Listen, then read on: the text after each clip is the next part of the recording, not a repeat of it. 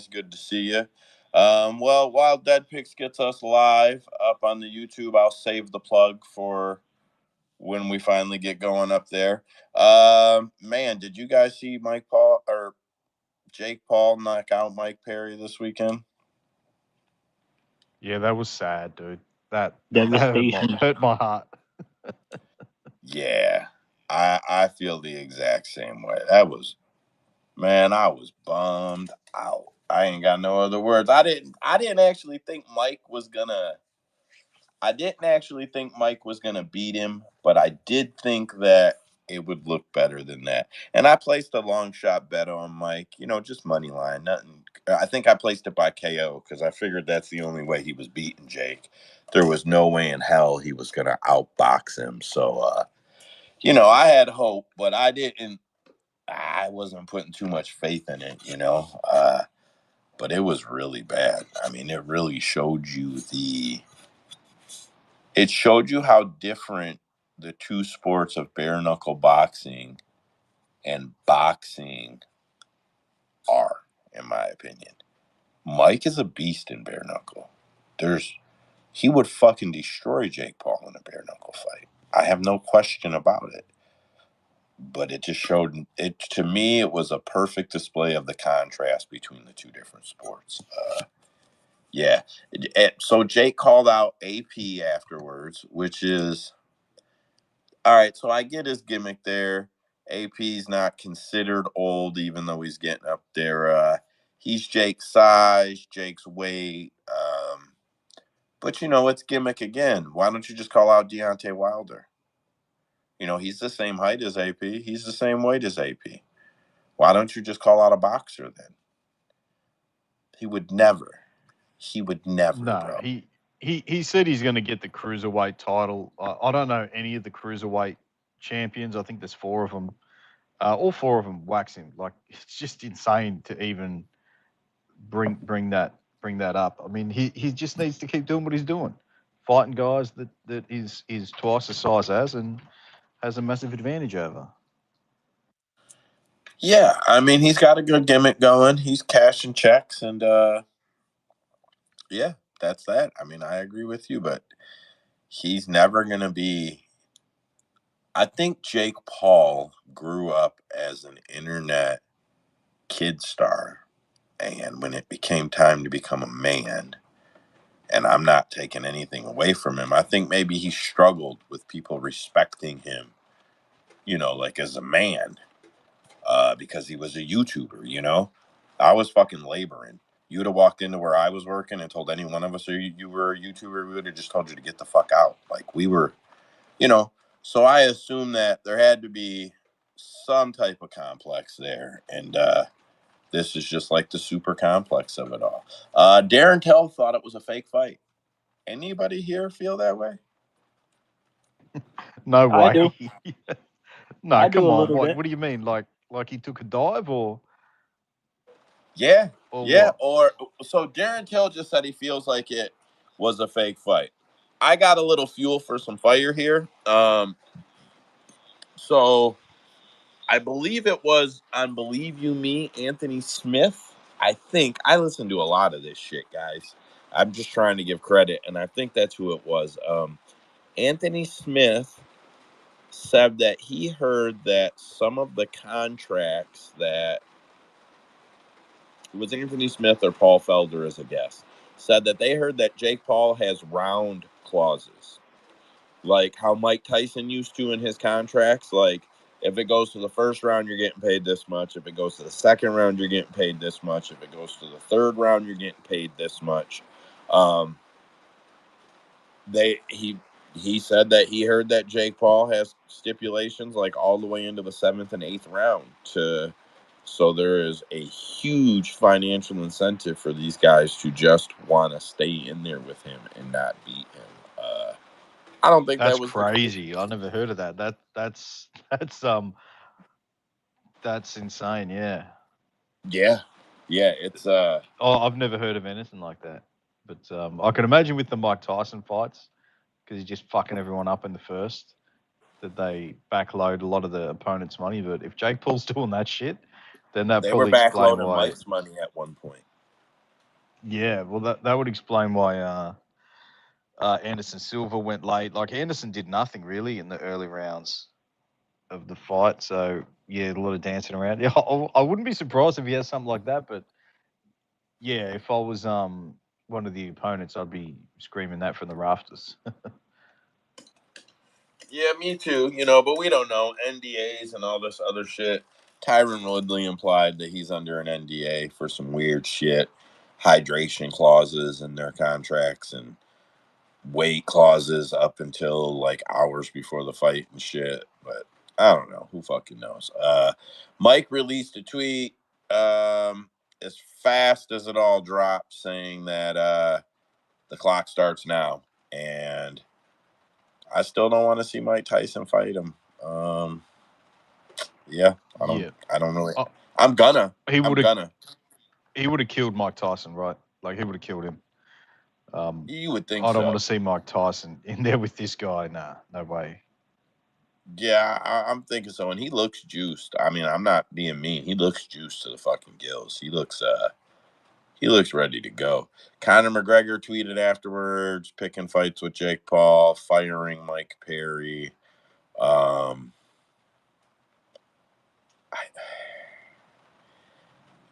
Dave Feldman already regrets bringing Conor McGregor on as a partner. Conor McGregor maybe generates money for you 2 or 3 times as a fighter in the BKFC, because he's just going to get beat up over there too. It's not like he's going to go over there and see Mike Perry's success, in my opinion. In my opinion, Conor's too brittle for that. Conor is an actual small-framed man. I'm not insulting him. I'm not a large-framed man myself. He's a small-framed man, and he tries to get big. He wants to be big. He carries this weight. He bulks up. He clearly used some juice when he had an injury that he could justify it for. But you're not gonna go out in BKFC and impress me, bro. You'll break your fucking hands. I have almost zero question in me that you would break your fucking hands. Yeah, I don't know. I just don't think Conor does well over there. Anyway, I've been beating that one like a fucking horse. Speaking of broken hands, Jean Silva, however it's said, guys, forgive me. Broke both of his hands in the first, fractured both. Listen, the report I seen said that he fractured both of his hands in the first round against Drew Dober. He fucking broke them. They're broken. The bones, if the X-rays are really his, he has I got it right here. I don't think I can get it posted fast enough. Maybe I can share it in the comments here. But it is the left index finger and the right middle finger. Here, I'm going to get it dropped in the comments. I guess I should have been more prepped to do that shit, huh? But it's crazy if you guys haven't seen it. Here it goes. All right, so I don't know how to post it up top, but I just commented it in our comments. That shit is broken. Like, I don't know why they're calling it a fracture. If that's his fucking hands, they're broken. I don't think that really looks like. I don't know, man. His bones look pretty perfect for a fighter's hands. If that's what you're selling me, but savage. What's that? He's a savage. Yeah, for sure. If those are his hands, bro, you're a beast because that shit is not fractured. That is fucking broken. I don't care who you are. Yeah, that's crazy. I'm done doubting that guy, man. He's the real deal. I got to agree. Tom Aspinall did an interview with Mike Bisping, and they were laughing about gullible reporters as they joked about dipping their knuckles in kerosene at 5 a.m. I just thought, some of the guys in here would know we were talking about him being full of shit last week. Ariel bought that shit hook, line, and sinker. He thinks Tom Aspinall's getting up at 5 a.m. soaking his fucking knuckles in kerosene and shit to make them hard. Like, you will never convince me he didn't do that shit hook, line, and sinker.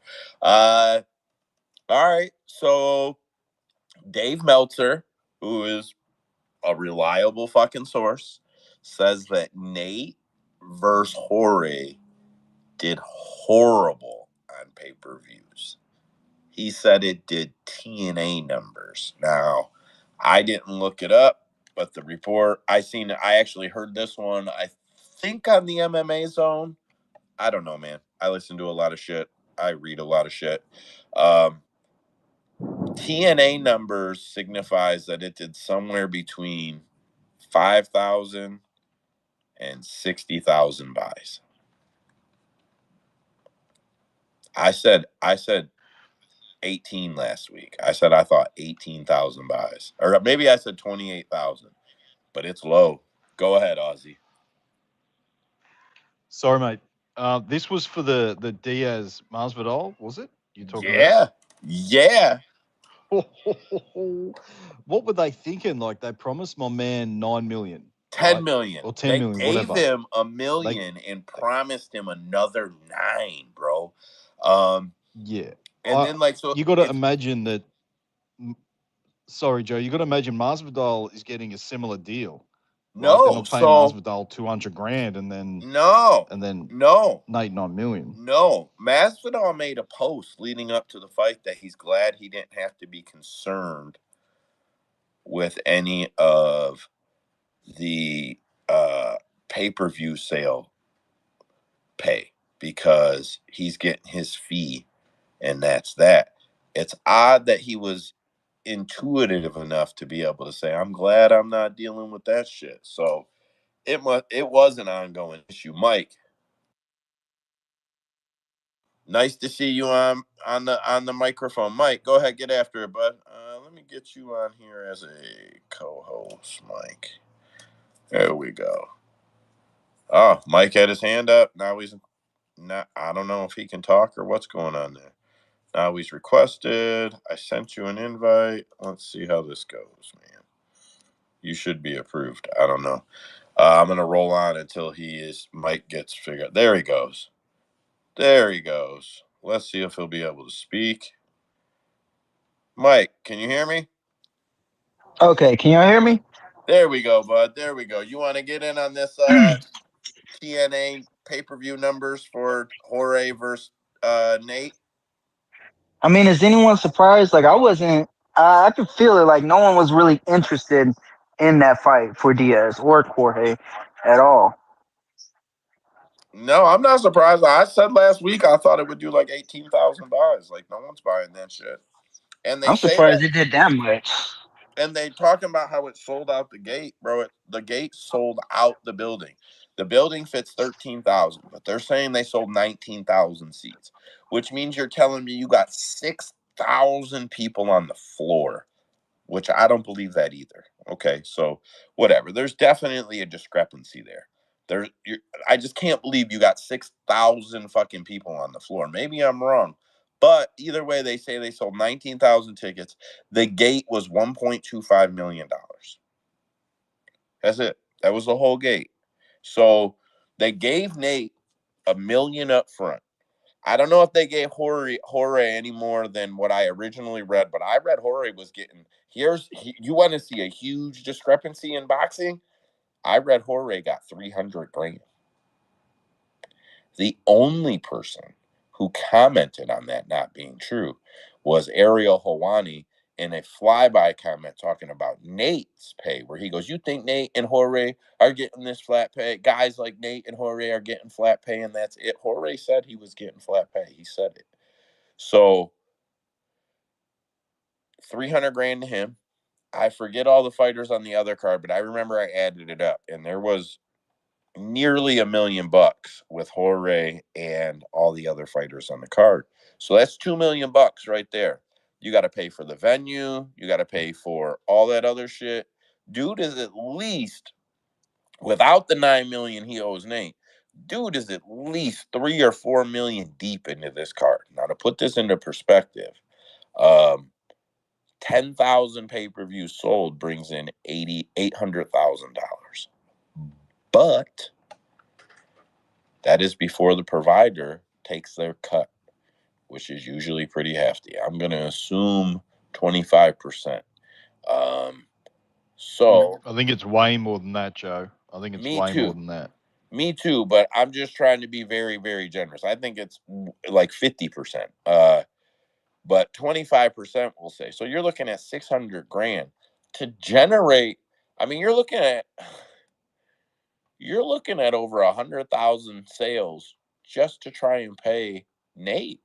Like, you still got all the rest of your event. Like, I just don't know why this guy thought he would sell hundreds of thousands of pay-per-views on FanMio, which Anthony Smith made the best point when he said, I had to sign up, click this, click that, do this, do that. And if it wasn't Nate and Jorge and I wasn't going to be here on this show and needed to be able to talk about it, I'd have fucking closed it and said, forget about it.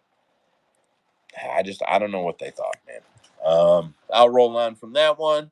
Leon is already talking about going up to 185. We don't need to get deep into it because I'll bring it up later. But it did make my headlines. His coach is also talking about him going up to 185. And then they're like, but our mind is fully on the fight that we're on. Well, are you talking about going up to 185 or are you talking about fighting Belal? I don't know. I get a little concerned when fighters start looking to the next before the one in front of them. All right, so Sean Strickland says he's fighting for the belt next, and he will not be the backup fighter for Izzy versus DDP. Chimaev and Strickland have been talking shit to each other on the internet. Chimaev also says he can get into the U.S., but the UFC told him to just not worry about it. You can fight on cards in the Middle East. So he was doing that. Chimaev is blaming his coach and other fighters in his gym for being the somehow victim that we know made millions of dollars in a crypto scam. They tracked those wallets to him. They know they're his. They know he took that money. I don't know what this man thinks. Like, I just don't know how stupid he thinks people are. He's like, I don't know, brothers. I just signed here, brothers. I wasn't even around, brothers. Bro, get the fuck out of here. Like, I don't want to hear that shit. You got paid. Super fucking paid. Laundered that money out. Probably gave them dudes 40% and fucking rolled on because you're broke. Because you don't fight. Because of none of us know why. And then we talked about this a long time ago. I can't believe it's just now happening. So Hype Reality 3, which is like Tough in Russia, except not related to the UFC, and the coaches don't fight at the end, but UFC fighters coach it. It's fucking weird. They're just trying to cash in off the UFC's name. But Armin and Chimaev will be coaching counter each other on Hype Reality 3. So I don't know, man. It seems like Chimaev's fucking broke and took advantage of some fans. That shit seems legit. I don't think that he gets a title shot. I've heard DC talk about it. I've heard Bisping talk about it. I've heard just about everybody talk about it. Does anybody here think Chimaev could even do enough to get a title shot within the next 12 months? Anybody? Like, what would he have to do? He would need 3 fights, right? It would have to be his 3rd fight. Wait, you say Hamzat to get a title shot? Yeah, and within 12 months. Yeah. Is it even possible? Everyone. Yeah. If everyone in the division that's like right in front of him, if they all like die like horrifically all of a sudden, then yeah, I guess Hamzat gets a chance. But besides that, no. I think it's just No, one. no, he does not. So you think it's like one impressive one, or you think just one and he gets it better? Just one, because he's been promised a title shot twice now, right? He beat Gilbert Burns and he beat Kamaru Usman. Whatever fight he has next, they're gonna give him an opponent that's gonna actually justify why he deserves a title shot. They did that the last 2 times. I guarantee you they're gonna do that again and give him a title shot if he can stay healthy. Yeah, I don't know. I think that dude's got lupus. I'm not telling nobody. Either that or there's shit called R's that you get post-COVID, where it's a respiratory shit, he's got one or the other. I'm like certain, and he's not airing it, but he's either got ours or lupus. It looks more towards ours, but I doubt he can stay healthy for more than one camp in a year. I would be absolutely surprised. Probably takes him 3 camps, 4 camps to get to one fight healthy. I just don't think the UFC gives it to him for that reason. I think when I'm saying I think he needs 2, it's got to be his 3rd fight in 12 months. I think the UFC would want to see the activity out of him. He's number 1 suspect to get the belt, wait 14 months to defend it, like that type of shit. Number 1 suspect for that. In Fuego, nice to see you here, bud. Get after it. What's going on, everyone? I just don't. There's another obstacle, and it's just that he can't come fight in the United States. I mean, you can't come fight in the T-Mobile. He Then can. He says he can. Is he good now?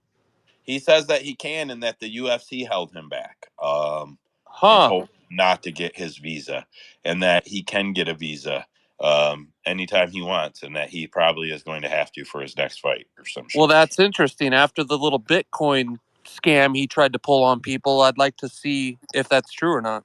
Yeah, me too. Me too, because that shit is definitely international fraud. Whether people want to classify it as that or not, it is. Nick Diaz is out due to travel issues. Wow. Cesar Gracie manipulated the situation and went to social media saying how horrible of an idea it was, and that blah, blah, blah, blah, blah. And now all of a sudden, Nick has travel issues and can't go fight Luque. Who could have seen that coming? Wow. That's all I can say. That's all I can say. That shit got outed, and we all know why. Big money being dumped into the Apex for more seats, bathrooms, and a box office. I'll be honest, they said this shit was coming like a year and a half ago, and I reported about it and everything. And then they did fucking nothing with it, so I looked like a jackass. So fuck them. I hope they do it this time. And I hope it takes them longer than it's supposed to. Fucking pricks. AP, one of AP's fans got cancer. Man, if you haven't seen it, so the fan has to go through radiation and shit like that, So a lot of people shave their hair ahead of time, like instead of having it fall out in patches, they want to go shave it. And I don't know how it came to be, but AP shaved his head for him and gave an emotional little speech afterwards. Seemed very heartfelt and very sincere. And man, AP is a fucking superstar, guys. An absolute superstar. He is. If he can just stay around a little longer, even if he wins every other fight and knocks every other dude out, that dude's a star. He's got what it takes, and it's all sincere in who he is. So kind of sucks we got him in the UFC so late. He's old. We ain't got too much time with him. We ain't going to get to see it all like we did with some of these guys. Nate Diaz, or Dustin Poirier mentioned wanting to fight Nate Diaz. Who fucking cares? Chris Weidman says Kevin Holland is trying to fight him. He says everywhere he sees Kevin Holland, Kevin's like, man, you trying to fight? Man, you want to fight? Hey, man, I'm trying to catch those hands. Like, why is Kevin Holland picking on Chris Weidman, for fuck's sake? Like, I don't. Oh man, that's like I don't want to say anything negative, but that's like a can kicking a can. What the fuck are you doing, man? That shit's not right. Mark Caolan is back. I would say, Joe, that Kevin Holland probably does that to everybody, every fighter he sees. We're just hearing about it from Weidman, but he's the kind of guy I reckon he would fight anybody anytime for sure. You're probably right. And Chris Weidman, that's probably the only thing he's got going on. So it's a thing for him, probably. Mark Coleman's back in the hospital due to a septic infection in his hip, and is awaiting surgery. I think he would have already had his surgery by now, but I did not see any updates. Dana White says that AP versus John is possible. we've talked enough about the fight. But Dana has switched from no, he needs to defend to yeah, it could happen. Rogan's pushing me, so it's coming, guys. I told you guys a long time ago, it's coming. John versus AP is coming. They want it. It's a big sale fight. We don't got to debate on whether or not AP should get it or all that. We've done that enough, but it's a big money fight, and it seems that it's coming. Yeah, it definitely seems that it's coming. Conor McGregor has made $8.2 million betting in the past 10 days. Some of those bets include $1 million, 1.6 on Nate, 1 million on Argentina to win the Copa Cup, and some others. Conor McGregor is currently the highest paid MMA fighter of 2024. What about his losses? I don't know about his losses, but I know he's got 8.2. We don't talk about that, right? I mean, I didn't get to see those, but I know he's got 8.2 million in fucking winnings. I know he's made more on MMA than any other MMA fighter has in 2024. Ain't nobody else cleared 8.2. I'm sure of that. Patty says he'd box Jake for the payday. Listen, I want to get to this one, hammering through them. I like to cover all the topics and shout them out, see if hands go up. But I want to talk about this one for a minute. I think Paddy Pimblett wants to leave the UFC. Anybody here? I think he wants out. Why would you say that? Okay, so him and Logan Paul have had back and forth for a while. Him and a few YouTubers have had some back and forth. The UFC is not offering Paddy Pimblett millions of dollars. They're not. They're probably offering him good money. The UFC pays better than people think they do. But man, can you guys hear that? It is hammering here. The weather is horrible. It's been heating up between them and then the YouTubers. And he says he thinks he can get, he said a few million quid.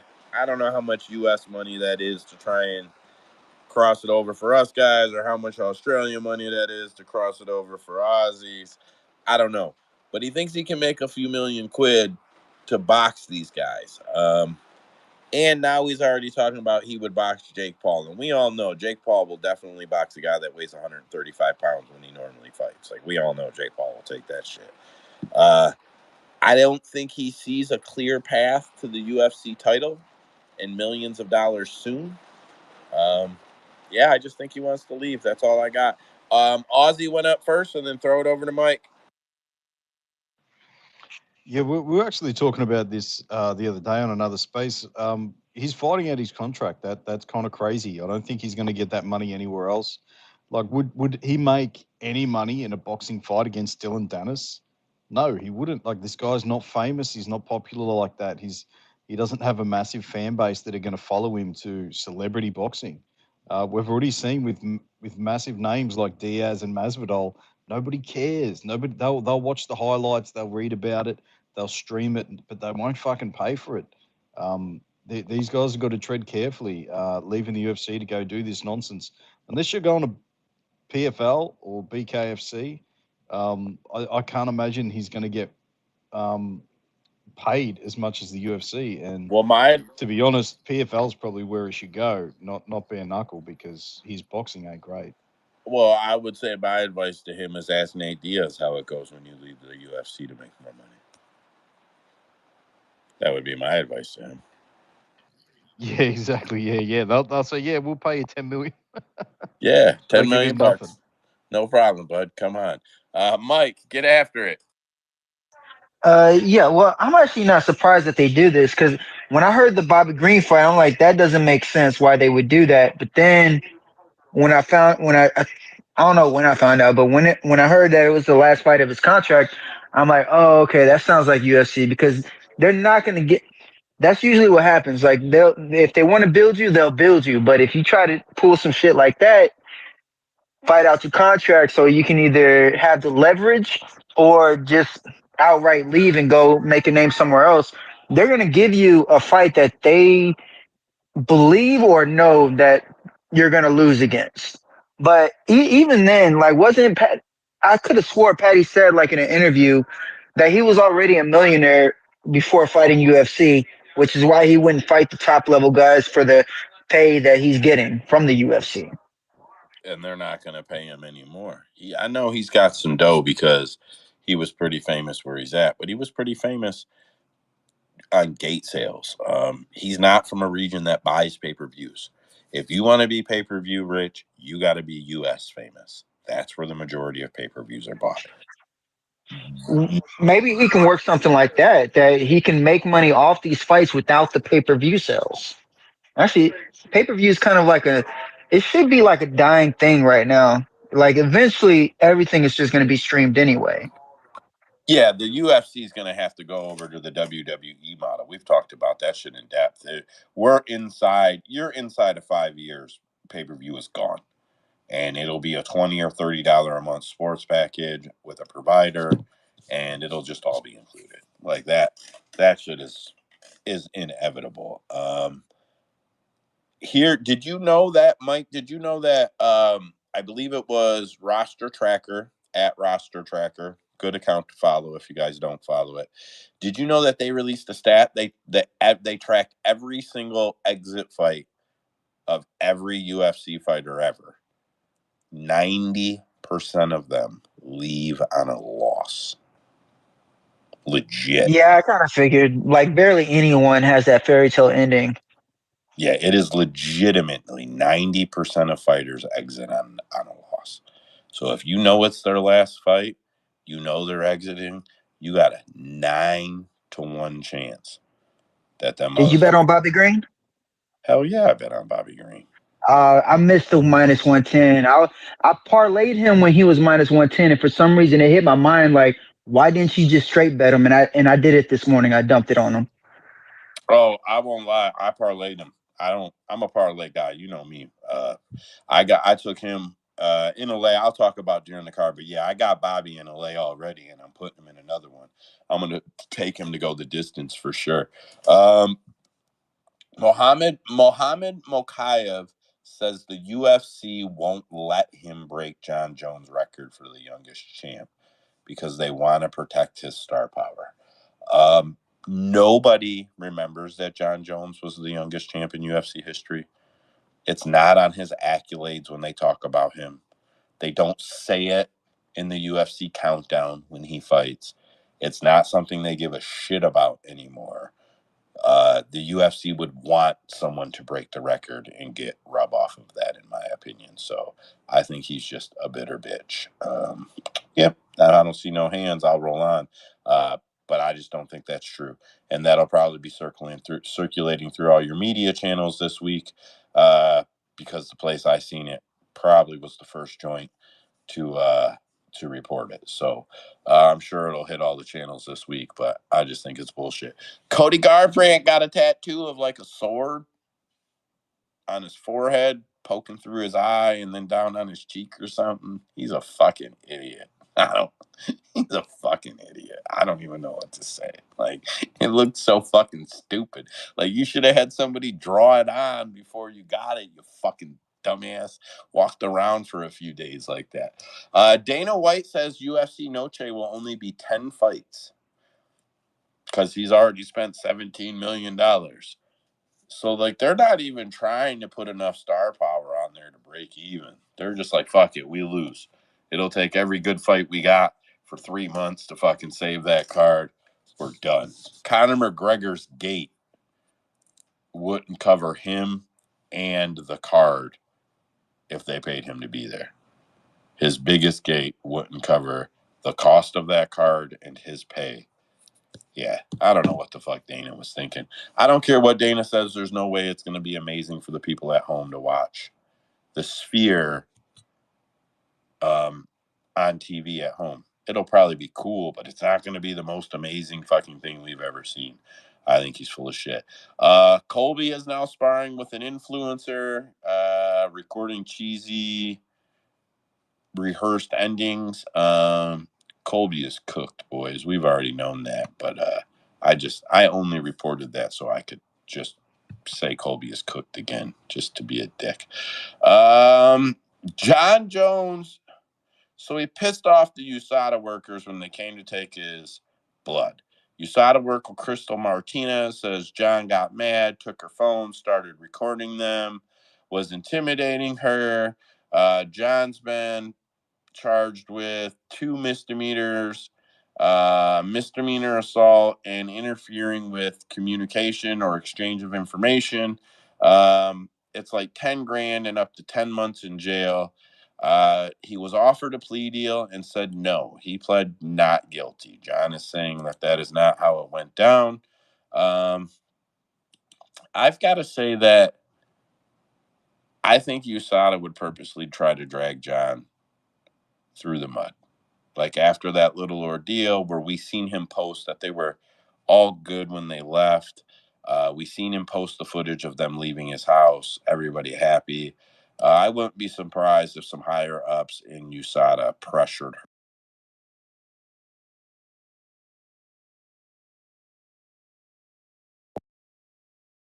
You guy, call me whatever you want, but USADA lost a lot of money that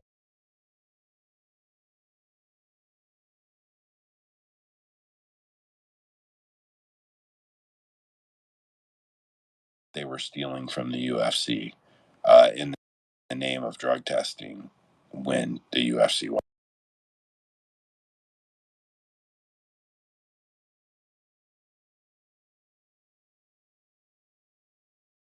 Majority of the testing was done by Drug Free Sports International. Like, this is the company that was already doing it, and USADA was paying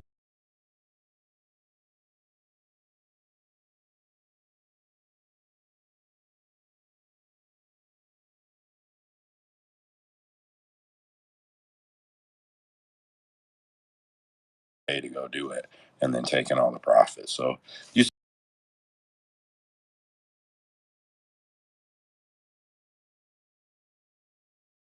USADA's very bitter at the UFC.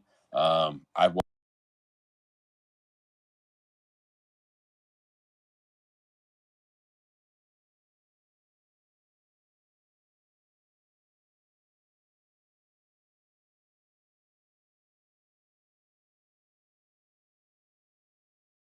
October 1st, hands touching the ground are no longer a downed opponent. You now need one knee down to be a grounded opponent. To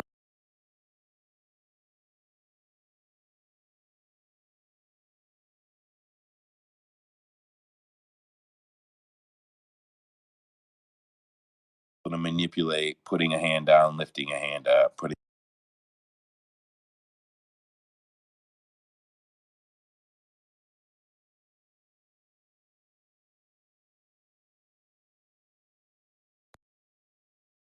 So I'm glad that rule will change myself. I printed that fucking thing in here twice, so that kills the topic. Walking Buckley says that he says that Stephen Thompson is the Ellen DeGeneres of MMA. Wonder Boy's not as nice behind the scenes as everybody thinks he is out front the scenes.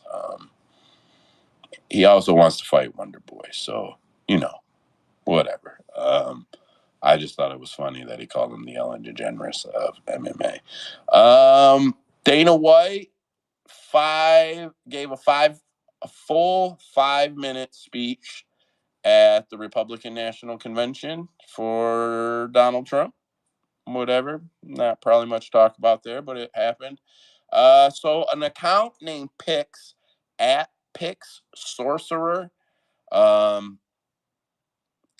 posted a thread that is several posts deep about the Nelk Boys, and we all know the Nelk Boys from Dana White and all that shit. He says that the Nelk Boys made $23 million on an NFT mint, then they ghosted.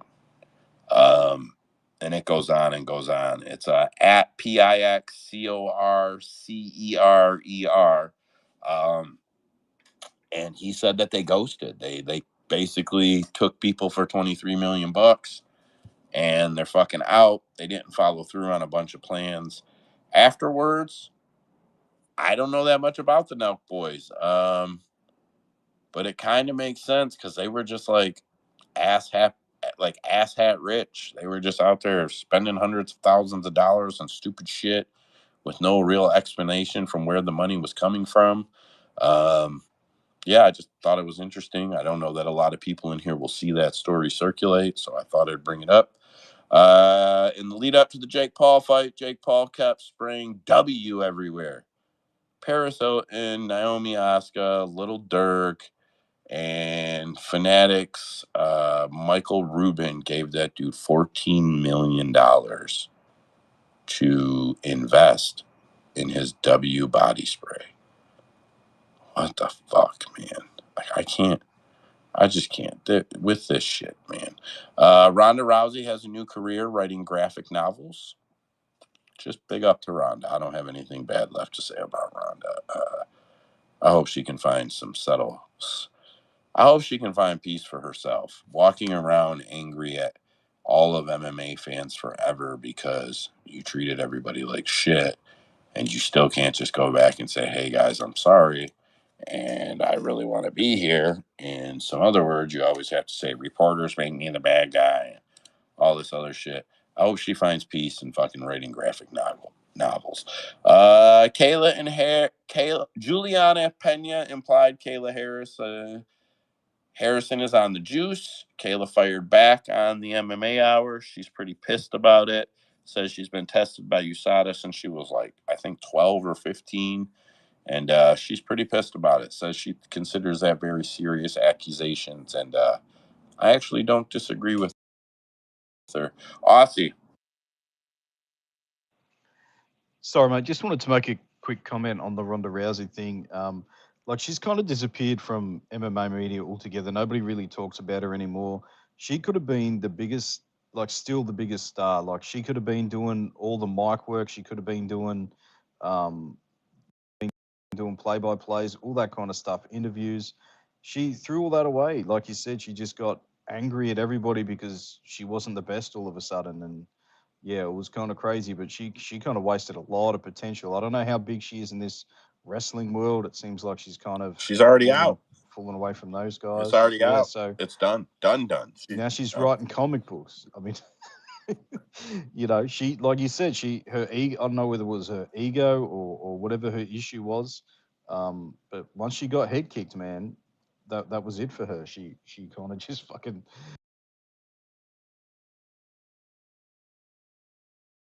disappeared. Like, whatever aura, you know, they talk.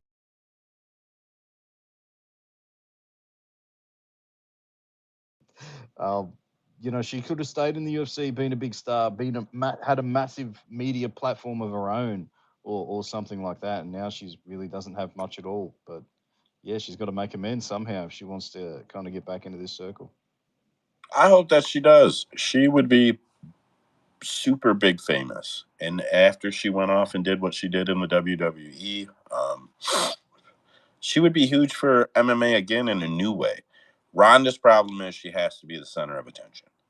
When Ronda is not the center of attention, she stomps around and gets pissy and mad, and you know it's the truth.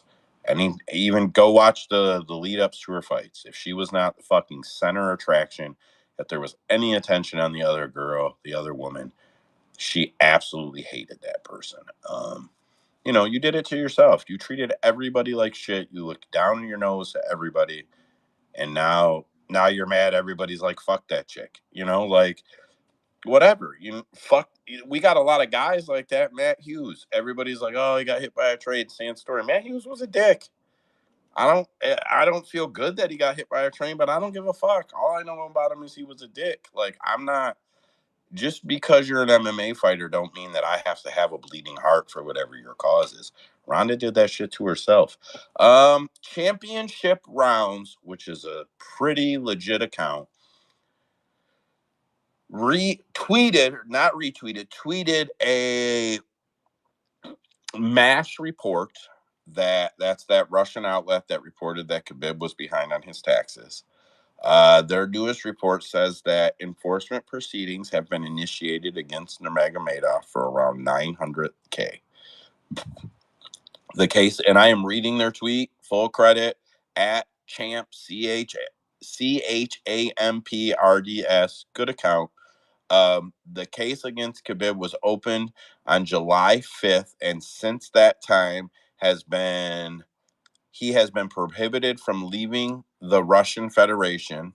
Bailiffs have launched a search procedure for his property and subsequent seizure for sale.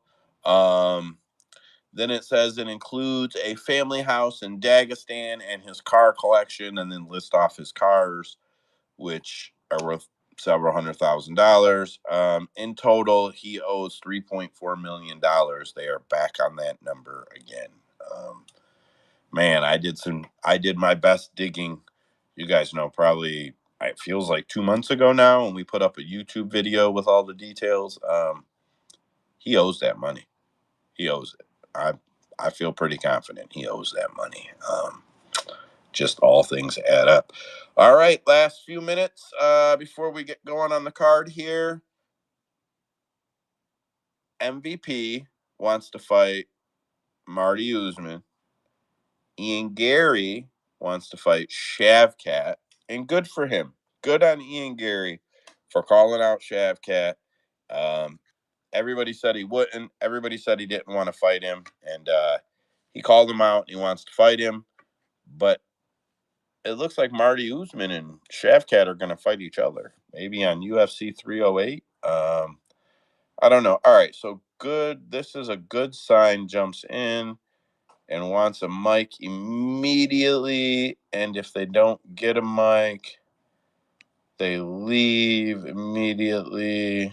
Yeah, we're gonna skip that one, guys. Sorry. Okay, so Usman versus Shavkat. I'm telling you guys, that's going down. Mike, what's your take on that fight? Usman versus Shavkat. Yeah. Oh man, that's gonna be a hard one because I don't like Usman striking. His wrestling strength has gotten him so far with the welterweights, and the striking was exposed with Leon because you can see how wide his strikes are and how open he really is when he starts how would I say that, extending the exchanges.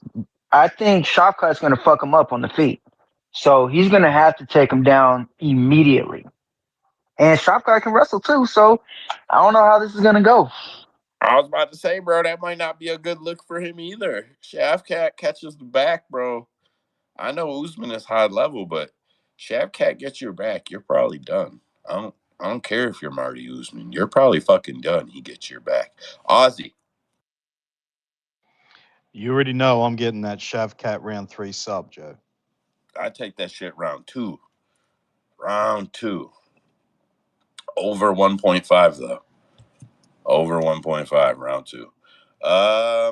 Francis Ngannou tells Joe Rogan that his next fight is expected to be in Saudi Arabia, October 19th against Renan Fierra. But the date is not yet finalized, which means the contract's not signed. I'm gonna be honest, guys. I think Francis Ngannou is broken. I don't know if you guys have seen him talk. I don't know if you guys have seen him walk. His demeanor. I feel for the guy. I'm not talking shit about him. He got knocked out pretty bad. His son died. Yeah, Francis Ngannou is a man who seems broken. Doesn't seem angry. He doesn't seem like he's going to come out and rage and take it out on somebody in the octagon. He genuinely and sincerely seems like a man who is broken. I don't know if Renan is good enough to beat him. I'm not saying that I'll be betting Renan, but I'm not betting on Francis Ngannou in pretty much any situation. Yeah, pretty much any situation. I am not. Man, I just got a text from Trace. He must be listening on the YouTube. He says, Shout out to Trace. Olin was there, but I didn't see him to shout him out. Let's see what Trace had to say here real quick.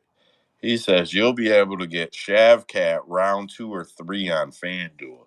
Yeah, for sure. Oh, yeah. Like he's saying you'll be able to get round 2 or 3 sub in one bet.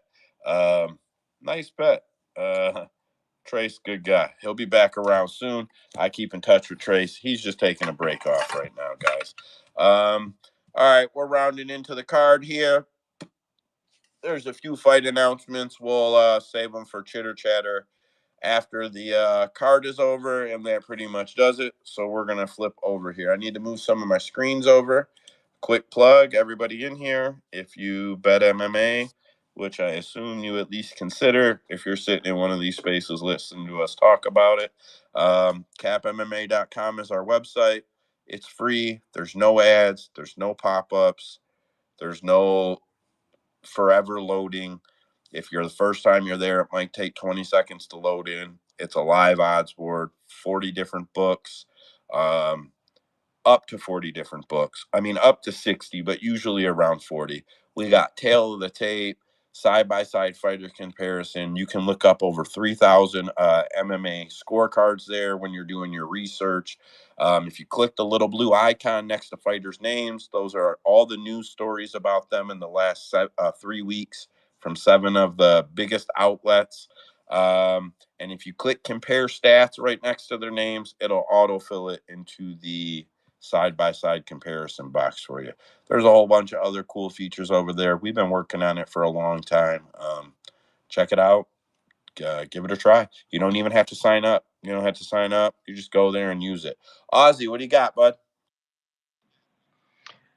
Yeah, one other thing I do like about that is I can, being in Australia, I can just hit region Australia and it comes up with all my local books.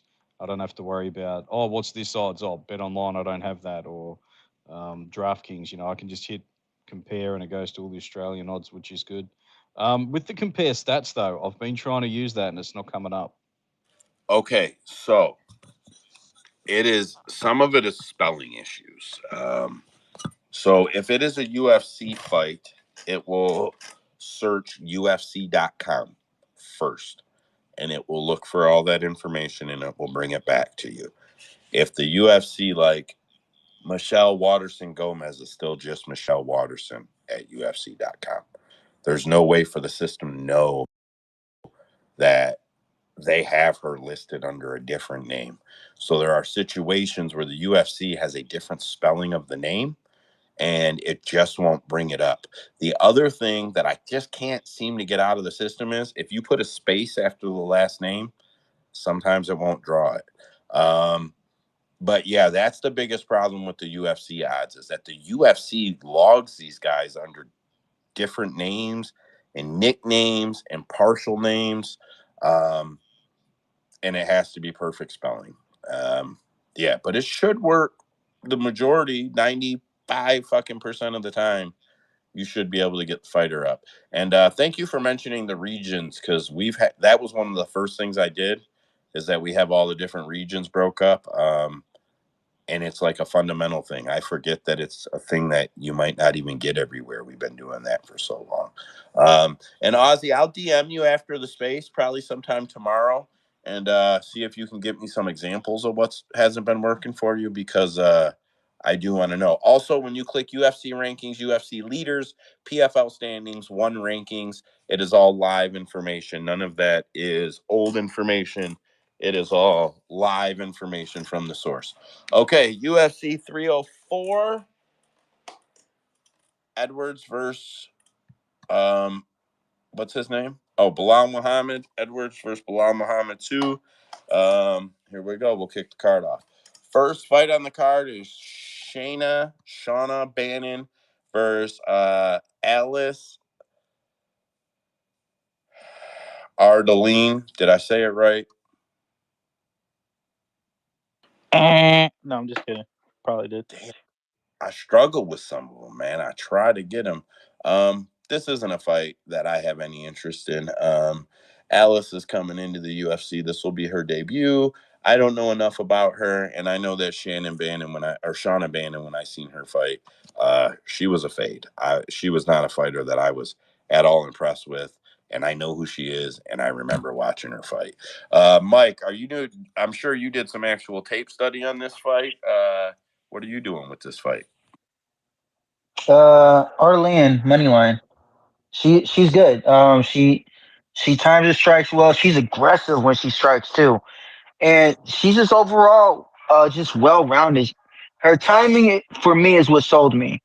The timing of her strikes and her striking flow, because Bannon is good when she's able to how would I say this? When she's able to get aggressive with no repercussions. That's not going to happen. That's exactly what happened in her last fight. She kept getting countered because she's just so open whenever she's trying to get the fight to the ground.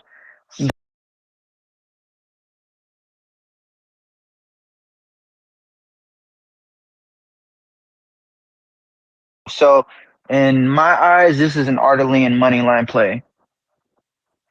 Very nice. I'll be honest. I'll probably tail that in a parlay. I didn't do the study on this one, but man, I just think Shauna is a fade. I legitimately think she's a fade. I did not shout out the odds on this one. Of course, started the card and forgot.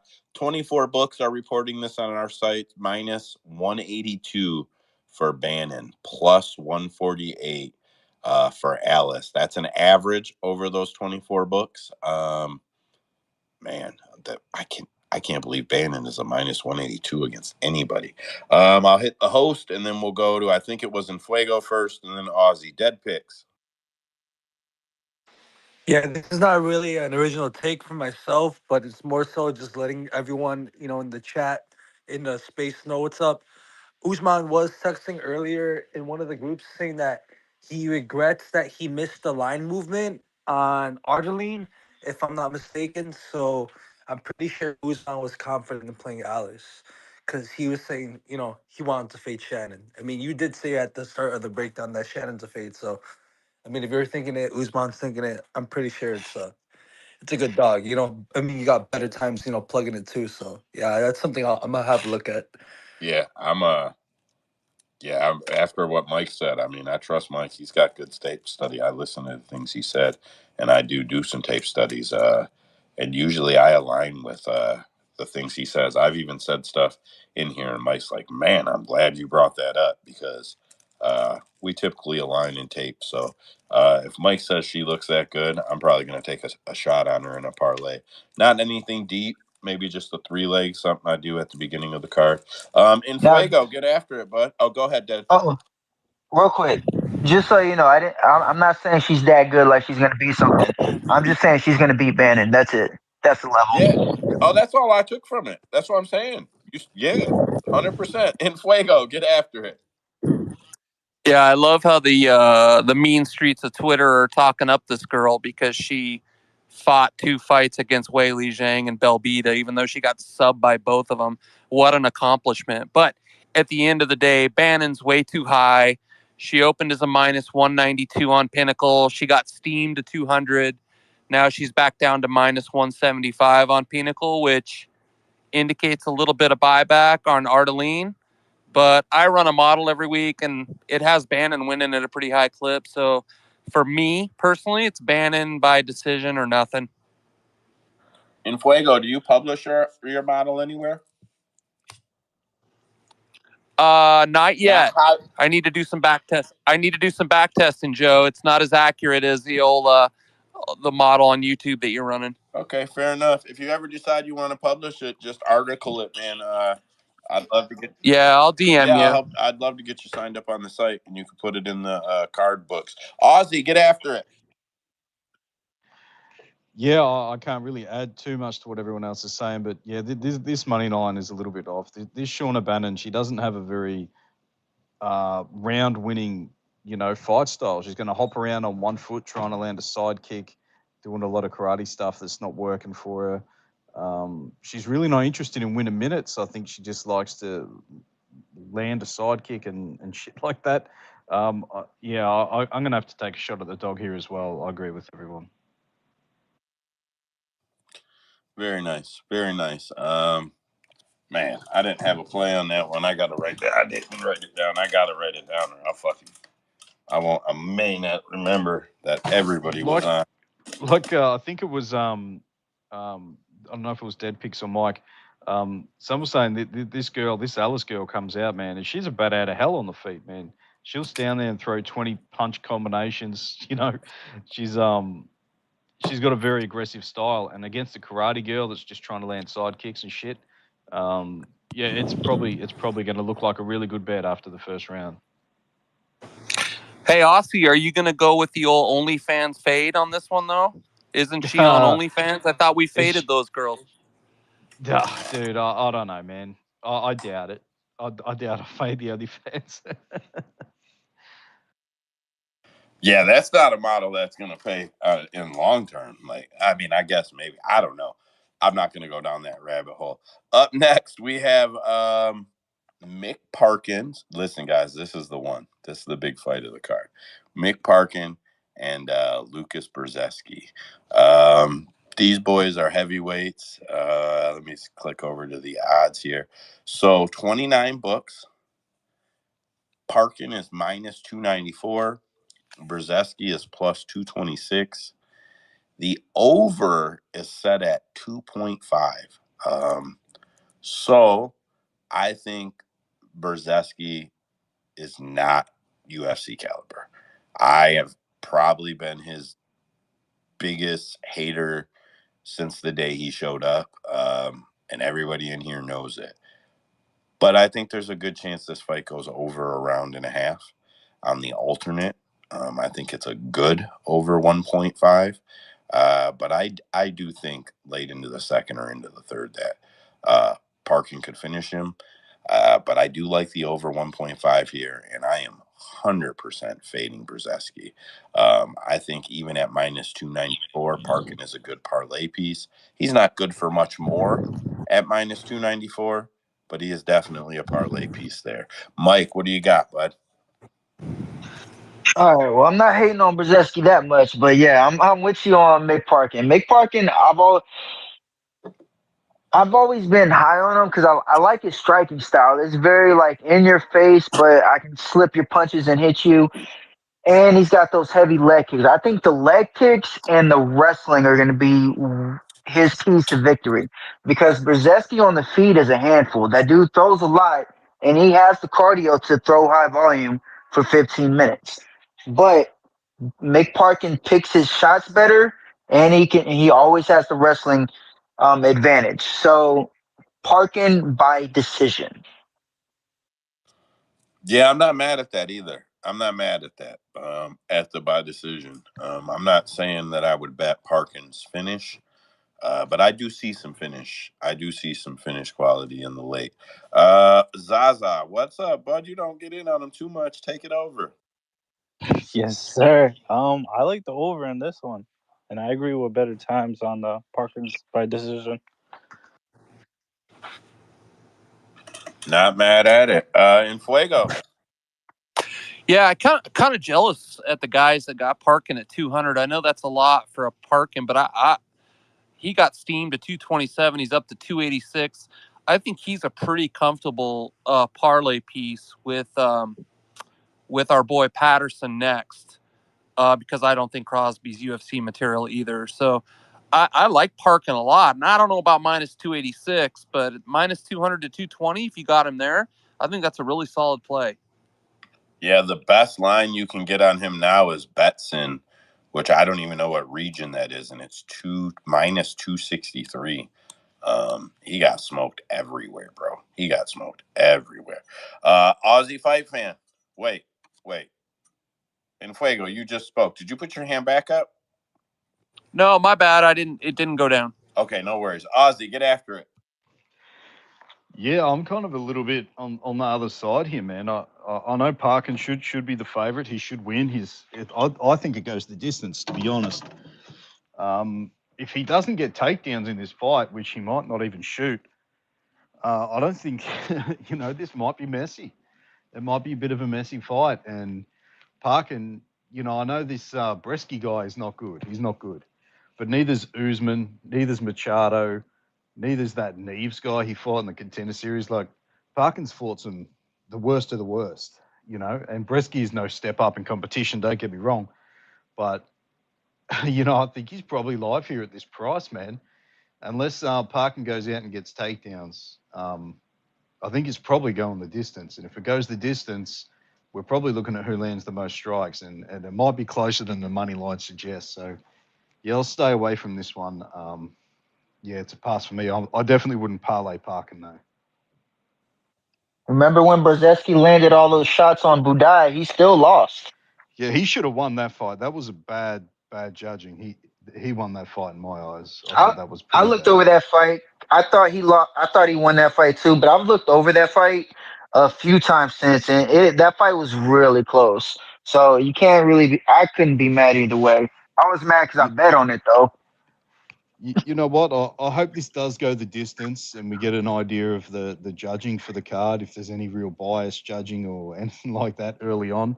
So hopefully we get a couple of early decisions and we get some kind of idea of what's going on. But I don't even mind this fight ends in split. If that's a good number, yeah, I don't know what the number is. We haven't got the props for it yet. But yeah, I don't mind a look at that either.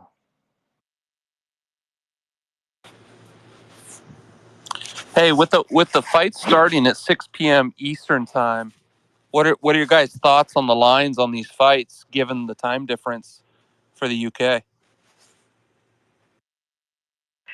Yeah. So what are they? The first fight 6 p.m. or something? It's 6 p.m. Eastern time.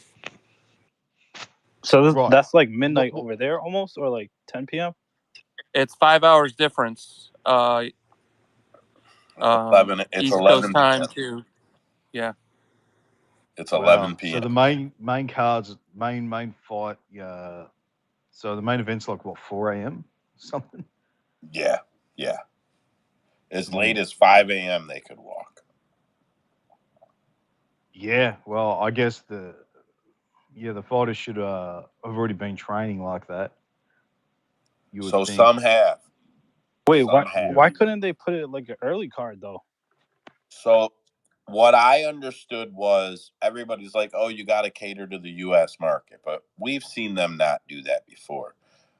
What I understand is that it was already contracted to be a U.S. pay-per-view slot, which is a certain amount of revenue.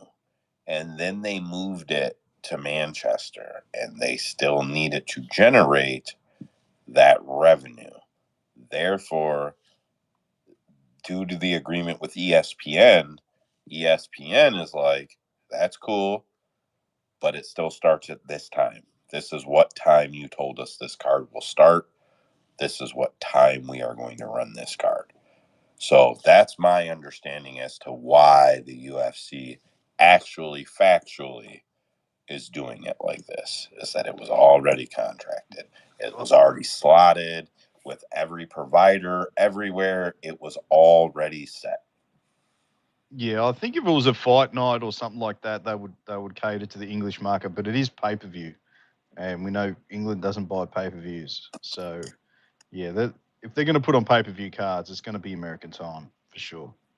Yeah, and it's not like Nurmagomedov where they can put on a noon card in the U.S. and it still does all those sales. Like the card doesn't have anybody that is that big in the U.S. where you could move it and the sales are still going to be there. However, back to this card and breaking it down, I think it's going to have a huge effect. I think as things go later on, you guys are really going to want to know that Leon Edwards started adjusting his schedule and brought in a sleep coach a month ago. You should know that Curtis Blaydes hasn't really mentioned much about changing his sleep schedule. Tom Aspinall has, even though Darce has got Curtis picked. That's the truth. Paddy Pimblett doesn't seem to be too worried about it, just getting up early to train, from what I can tell. Not staying up late, getting up early. So it's going to be weird that Paddy Pimblett may be sleeping when this card starts. Like legitimately maybe fucking sleeping when the card starts, and then have his alarm that's been going off go off mid card. So I don't know. That's a very important detail. And I also think that because it is 6 p.m. in the U.S. and not the little bit later time, we usually see 7 p.m. Start time. I think that line movement on the early fights may not be as dramatic. First 2 or 3 fights, I don't think that you'll see as much line movement as you normally do, even on the openers. Just to respond to that, I'm going to move on now because I took that off in a ramble and I don't know where the fuck we're at. So Kiefer Crosbie versus Sam Patterson. Sam Patterson this is 28 books, 18 days old on the books, minus 400. Kiefer Crosbie is plus 298. I will say Sam Patterson opened at minus 300, at least at Bet Online. Got smoked in like a day to only, not smoked, took a couple days for him to hit 345.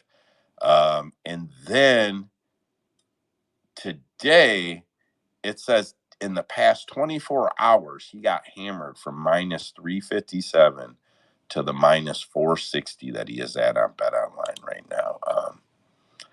I only bring that up, and I know Enfuego usually gives us those numbers. I'm not stealing your gusto on that one, but that was one I had already planned to talk about. If you miss the bus, you miss the bus. Sam Patterson knocks out Kiefer Crosbie, in my opinion. I'm not even sweating it. The over 1.5 is set at 160. The under 1.5 is set at 200. If you don't want to pick a side because it's going to be a banger either way, play the fight to go the distance. No. It is a good play on this one. Mike, what do you got on this fight? I got Sam Patterson winning by submission. I think if he stands with Crosby, even though I still think he's the better striker, but he fights like a tall guy. Well, like most tall guys, which is I hate it. Like their hands are not, they don't really have a proper defensive guard, and the chin is just out there. And Crosby has a mean step in overhand right. If that lands, he will go out just like Ashmoose knocked him out. So I think the best thing he can do is just pick his shots and set up the ground attack, because he can just take him down and submit him easy. But if he stands with him, there's always a chance he gets timed with that overhand right. But yeah, either way, fight doesn't go the distance. That's a good bet. Or I think Sam Patterson by submission. I think that's a nice little prop. So I actually think and then I'll throw the mics out just to conversate a little. So I actually think that Patterson will be able to, I don't know the word. Like, what is the counter punch that lands before the punch? Like, what is the read? I think he'll catch the read. I think that Crosby is actually readable when he winds up. And I think that Patterson can probably hit him really hard in his windup without big windup. I think Patterson has more of an ability. I'm not comparing him to Bobby Green, but I feel like he has more of an ability like Bobby Green to just lift his hands and punch and not have to cock the punch at all, not have to motion in that direction at all. So I I just know, think but Bobby Green has such good head movement. That's why it allows him to do that. Patterson doesn't. that's what I'm saying. I'm not comparison. I'm just saying that Patterson's able to raise his hands like that, get them up quick from a spot where they don't look like they are. And I think he could drill Crosby when Crosby's trying to time him. I think it could happen, Mike. Oh, so you're just talking about purely offense. Just purely offense. Yeah, I just think that moment that like flinch Yeah, punch. I I like think I Patterson like can win. how I like his offense. Like his offense is fast and accurate. It's just, every time I see him fight, I'm just looking at his head, and I don't know. I get mad because I hate when tall guys just like they fight like it's almost like a cocky, like they're too cocky, like they're not gonna get hit. I can hit you, you can't hit me, and I got power that you won't be able to handle. It's weird. I don't like when they do that. Yeah, I get it. He's fucking tall at 172, boy. 6'4". Damn. Anyway, Aussie, get after it. I don't know who went up first, but Aussie, get after it. Yeah, look, the two-man defense is real. I don't hate anyone that's taken a shot at Crosbie round 1 KO. I think it's plus 700. The books haven't dropped yet. I'm hoping to get a little bit higher than that. I think Crosbie, a lot of his win equities in that first round KO. If he doesn't KO Peterson, he's probably going to get submitted. So, but I think the Peterson subline is really bad. Like it's minus money, right? I think I've seen it was like minus 125. I'm Yeah, not I going to just play saw that. it. It's not good.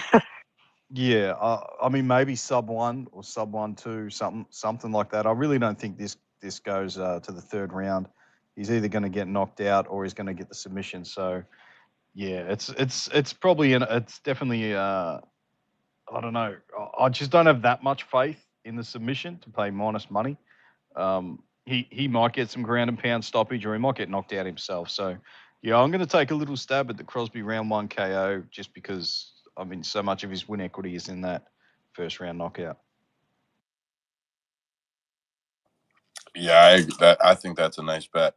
When you said plus 700, I made a little note to look for that on parlay day. In Fuego. Yeah, you guys basically said everything, including the market. But at the end of the day, I don't think we need to overthink this. I think Crosby's a bum, and I think he's in the UFC because they're doing somebody a favor. He's a bona fide bum, and I'm not saying Patterson's this up and comer, but he could be, you know. But I'm looking at sub round 1, and I already played under 1.5, and I think it ends early. What was the under 1.5 in Fuego? Shit, you had to ask me that. What was the Give me a question? give me a What's the under second. 1.5? Minus 200. Minus 200 for 1.5. Wow. Aussie, I think it's over in the first 2 minutes. Yeah, myself. you're probably right. yeah. But So I yeah, could that be might wrong. be a good. We're all we never can tell, right? This is a fight game. In Fuego, have Yeah. you looked at the under 0.5? What? Have you looked at the under 0.5 bet? No, I didn't. Does Bet Online offer that? I know fucking DraftKings does like a day out or a day and a half out. Oh, They'll be really? I dropping wonder it. what that's going to be. I think that might happen. Bovada usually doesn't. It's a late Interesting. line though in Fuego. I will tell you, if you get lines early, you probably won't see it. I've never seen anybody that drops that early. The 0.5 is usually in the last 48 hours, at least on DraftKings, before you'll see it. That's an interesting look. Yeah, I think based on what you're saying. For both fighters. Really? You think like the other side could No.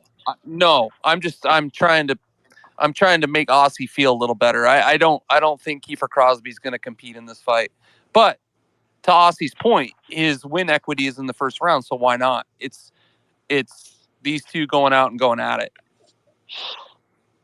Yeah, I agree. I just don't see where Crosby. I just whatever. We've all said the same thing over and over again here. All right, I messed my screens up here, so now I got to fix them really quick. So is Marching Pacquiao next? Is that the next fight? No, it is Mohamed Mokaev versus Manuel Kape.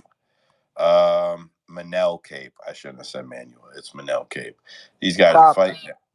God damn it! I said the first name right though. Let me see. Why do I not see these guys on the odds board? Am I overlooking it? Dead picks. Are these guys there? They've mixed the line up a bit, so it might be all over the place. This was on the main card. Yeah, originally. it's right there. It's in between the Molly McCann fight and between the Daniel Pineda fight. It's like 8 fights down. Man, there it is. It's out of fucking order for sure. Okay, my bad, guys. All right, here we go. Mohamed Mokaev. This is 30 books. Damn, this fight has been on the books for 67 fucking days. Man, you missed the line movement, guys. Whatever it was, we missed it. Mokaev is minus 150. Kape is plus 122. The over is set at 2.5, and it is set at minus 200. You get plus 160 if you take the under. I would be very very curious to see what, because our site just does the over unders, and I can't have too many screens open. Maybe somebody can tell me what is a Cop's knockout prop. Like, does anybody know? Because that's just the only way I see him getting it done. I just think he's got to make Mokaev stand up, and he's got to hurt him and finish him. So I Plus would be 400. like, I would think that if you want to play something for big odds on this fight, that's a roll of the dice. That's not a bad shot. But other than that, man, this is going to be a pretty boring fight. I think Mokaev by decision is probably the method, probably the fighter and the method. But if I'm being honest, this fight will probably be a skip for me. I got a feeling about Manel Kape deep into the second round, and I'm just probably going to skip this. We lose Joe, did we? Did you guys lose me? No, I can hear you. Ozzy can't hear me. I can hear him. No, He I'm said, not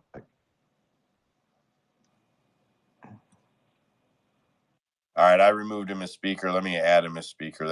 He's probably leaving and coming back. Okay. Anyways, yeah, this one will probably be a skip for me in the parlays because I fear that Manel can probably pull something off. But I may look at his plus 400 for a few pennies somewhere. I'll say it that way. Anybody else on this fight? Yeah, I was actually on Cop before I studied the tape, but once I studied it, I see Mokaev. That wrestling is going to be a real big problem. I don't think he's going to give him enough space or even try. I think it's going to be like a slow grind. Mokaev is just going to grab him, take him down, and it's just going to be burn out the clock for 3 rounds. Yeah, extra fucking boring. That's definitely what the fight probably looks like. But I think Scott has some finishing upside here. Probably not though. I mean, it's probably Mokaev by boring ass decision. Ozzy, can you hear me now, friend? Sorry, mate. Were you talking to me then? Yeah, can you hear me now? Sorry. Yeah. I don't know what happened if it was you or me, but I think we lost in Fuego too. Yeah. I don't know what happened. Something just went weird for a second. Lost a bunch of listeners at the same time. So I don't know what happened. But anyway, yeah, Mokaev, Cape. I really expect Mokaev to come out and do Mokaev things. He's going to come out, he's going to spam, he's going to shoot 20 takedowns and probably get 4 or 5 of them and a bunch of top control. It's just really about Cape's defense here. There's not going to be too much of this fight at distance, but whenever it is at distance, it's going to be Cape all day. Mokaev might try some weird shit, some flying knee or something to kind of close the distance and get in on Cape. But yeah, I really expect Mokaev to just kind of get takedowns over and over. I know it's damage versus control, and that we've been a bit of a debate over that over the last few weeks. Some judges are scoring it different. We're in England. We're going to see some biased judging. We're going to see some weird judging. You just don't know how these guys judge their local shows. If there is a judge's name you don't know that's from England, he's going to just score it the way he normally scores fights. I'm going to go split decision in this fight just because I think it is going to be Cape doing all the damage.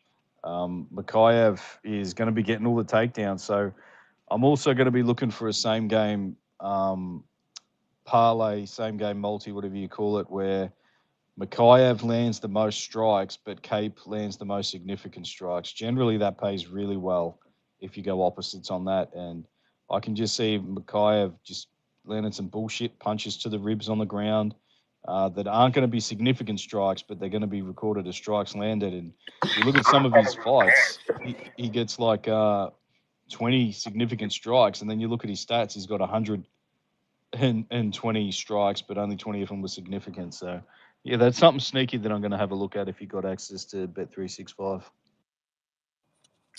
Very nice. Very nice. Stacks, I seen you just grabbed a mic. You want to get in on this one? No? That's all right. Yeah, my bad. Can you hear me? Yeah, I got you. Go ahead. Cool. Yeah, I just wanted to add in. I like Mokaev sub round 3. Well, he's hit it 3 out of his last 4 Yeah, fights. and Cape, he's been subbed twice in round 3 in the regionals, not in the UFC, but in the regional, he's been subbed twice in the third round. So I think Yeah, like a lot of wrestling. I mean, he might just catch it in round 3. yeah, I definitely had a look at that too. And the reason he gets some of these round 3 subs is his opponents are down 2 rounds. In that third round, you have to do whatever you can to get up, and they give up their back. And he's really good at getting the back as someone's trying to stand, even if it's against the cage. So yeah, I don't hate that either. I'm definitely going to have a piece of that. But to get that round 3 sub, 3 out of your last 4 fights. I know different competition here. Cape's the best fighter he's fought, but it is still live. So yeah, that might be sneaky as well. Yeah, and he's got one in the regionals round 3 too. So I think that's just part of his game, the wrestling them and just wearing people down and catching them in the third round. Yeah, I think that's a nice play, to be honest with you, Stacks. I think that's a good play if you're on the Mokaev side. I don't think I'll tail it. Like I said, this is probably a skip for me, but I actually think that is sincerely a good play and a smart play. Dead Picks, you playing this fight? I know you're not.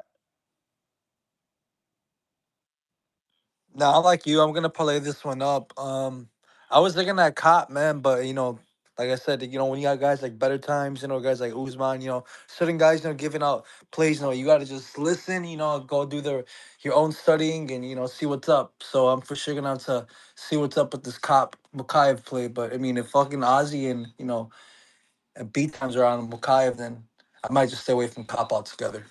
But yeah, like you, man, I'm a parlay player for the most part, so this is probably a piece I'm gonna avoid. Yeah, that's me.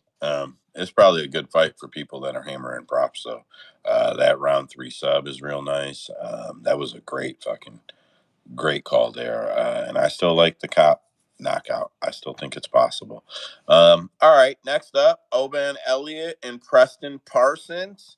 Let me find these guys over here on the odds board. Shit's all out of order because of them last dudes.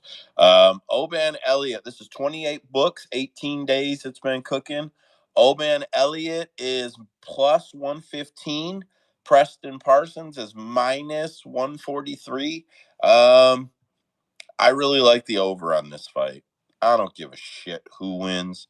I think Oban is probably a little overrated based on the things that I hear people saying about him. But I don't, Preston Parsons is someone I just think is middle of the road. But I think the over fight to go decision here. If you're a split decision player, you guys got to be playing this shit on the split. Yeah, decision all day, in my opinion. Mike, what do you got on this one? Yeah, I'm on the Preston Parsons side. Parsons, like his striking is very underrated. It's really good, especially when he's not leading the dance, but he's pressuring, so he's forcing you to fight, and he makes his reads off that, so he can really just slip and rip. And once he gets that going, the wrestling just flows right into that. And I think he's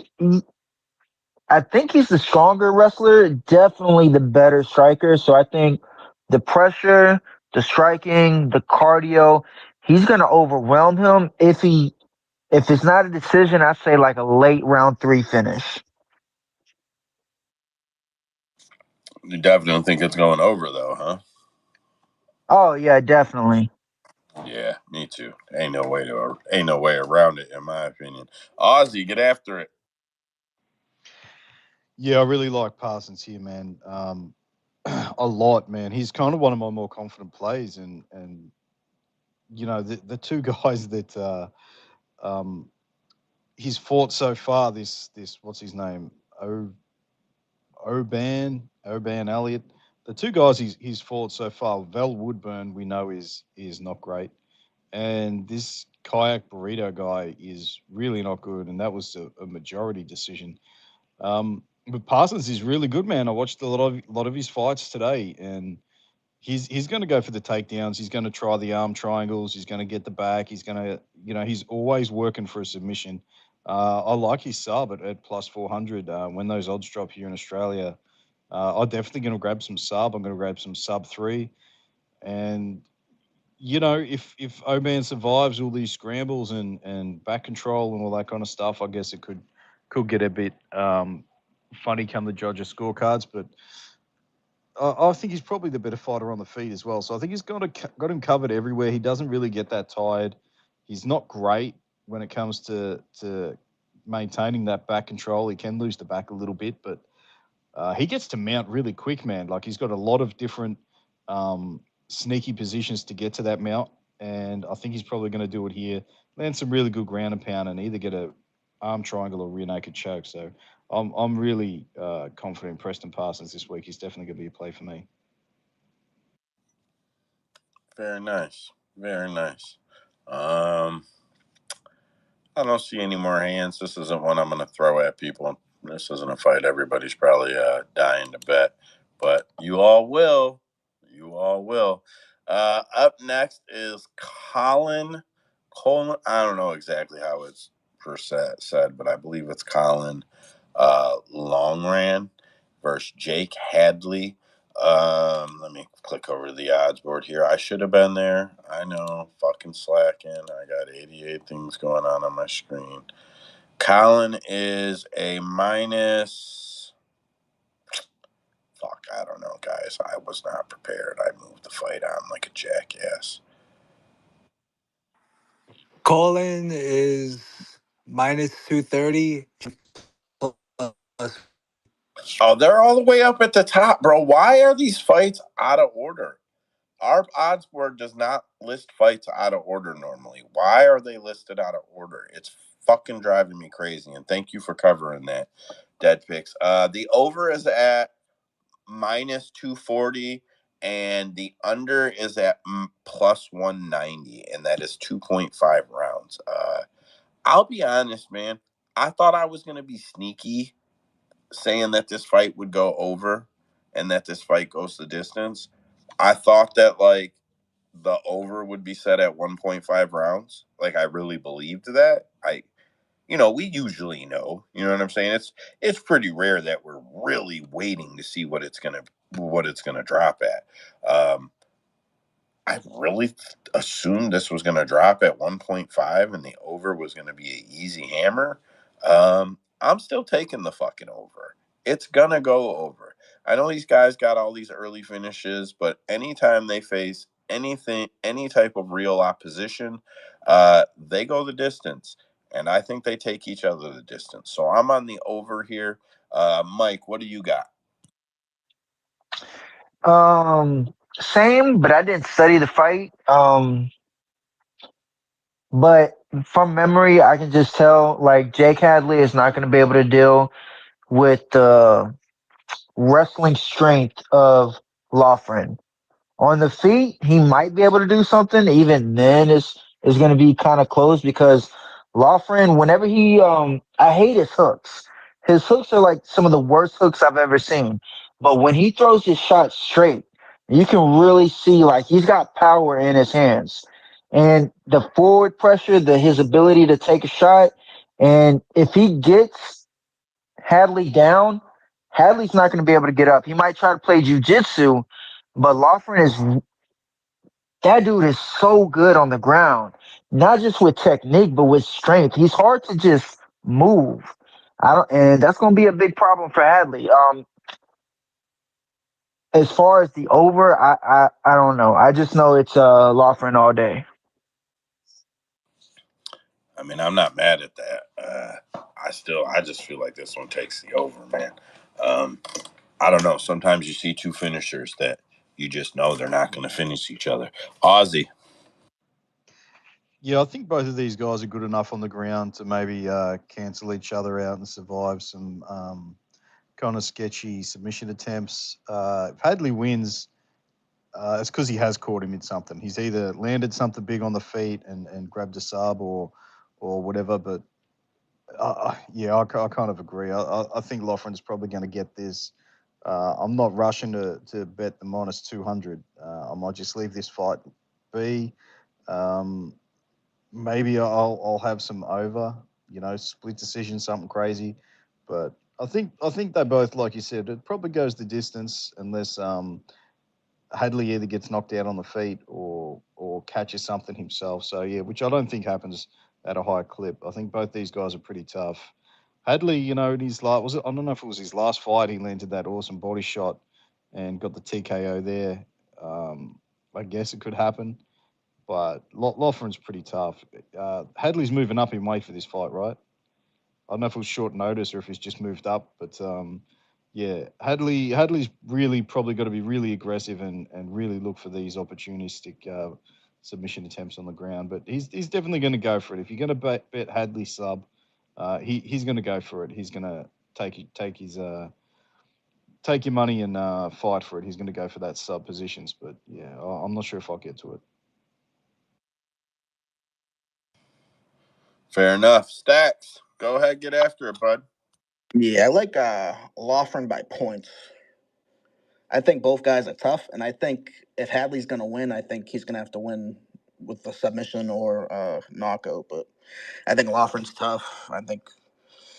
I just think Hadley's going to need a finish, and I don't think he's going to get one. I think Loughran will win the minutes.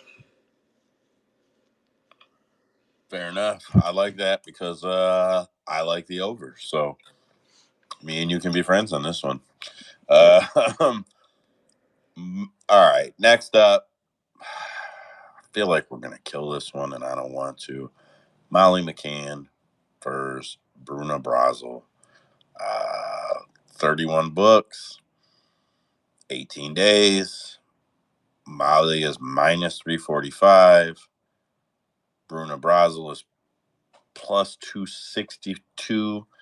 The over is at minus 135. That's 2.5 rounds. And the under is plus 105. I have a very firm rule that if a woman fighter exceeds minus 300, there has to be, and I shouldn't say woman fighter, that's not fair, but more so with the women fighters because we see so many less finishes. Once you cross that threshold of minus 300, and especially when you hit minus 400 in places, I have to see something so glaring and something so sure that you are going to get the finish.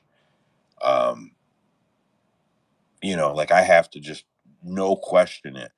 And I don't feel like Molly McCann is a no question going to finish Bruna Brasil. And yeah, I just don't feel that way. So I'm going to skip this one. I took up too much air on it already. Mike, what do you got? Yeah, I feel you on that one. Molly McCann, I think she's just gonna piece her up throughout the fight.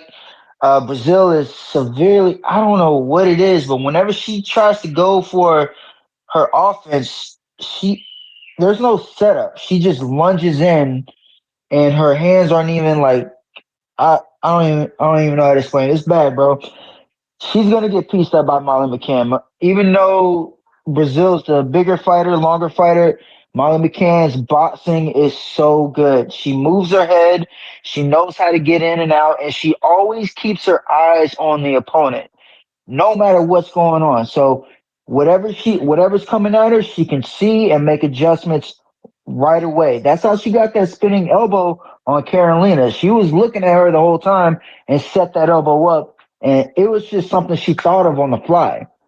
Molly McCann's gonna Molly McCann's just gonna piece her up for 3 rounds, and plus she can also grapple her. Even though people shitted on her for getting subbed twice, her wrestling is actually very underrated. She's decent on the ground. So wherever this fight goes, I think Molly McCann is going to be able to just win whatever happens.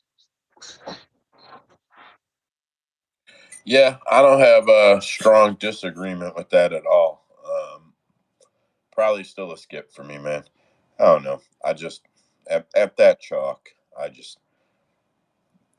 I don't really see much of a path for Brasil. I don't know, man. I don't feel like Molly McCann is a minus 345 against hardly anyone. Whatever. I'm a prick. Whatever. Aussie, get after it. Yeah, you're not a prick. You're not a prick. This line, I was looking really hard to try to find an excuse to bet Bruna Brazil. I'm glad Usman's popped in for the people's main event here. Yeah, I really wanted to get to Bruna Brazil, man. I taped it yesterday. I just can't get there. She just doesn't do enough. Her output's not there. Molly McCann, she's going to be striking a lot moving forward. She's the bulldog. Brazil's going to be scooting around the cage, trying to land side kicks and doing some distance striking that isn't really going to score. Give me the meatball, man. She's crowd's going to be going nuts for her. If there's going to be some bias judging in this fight, of course it's going to Molly. She's probably going to get the second or third biggest pop of the night. You know, they love her over there.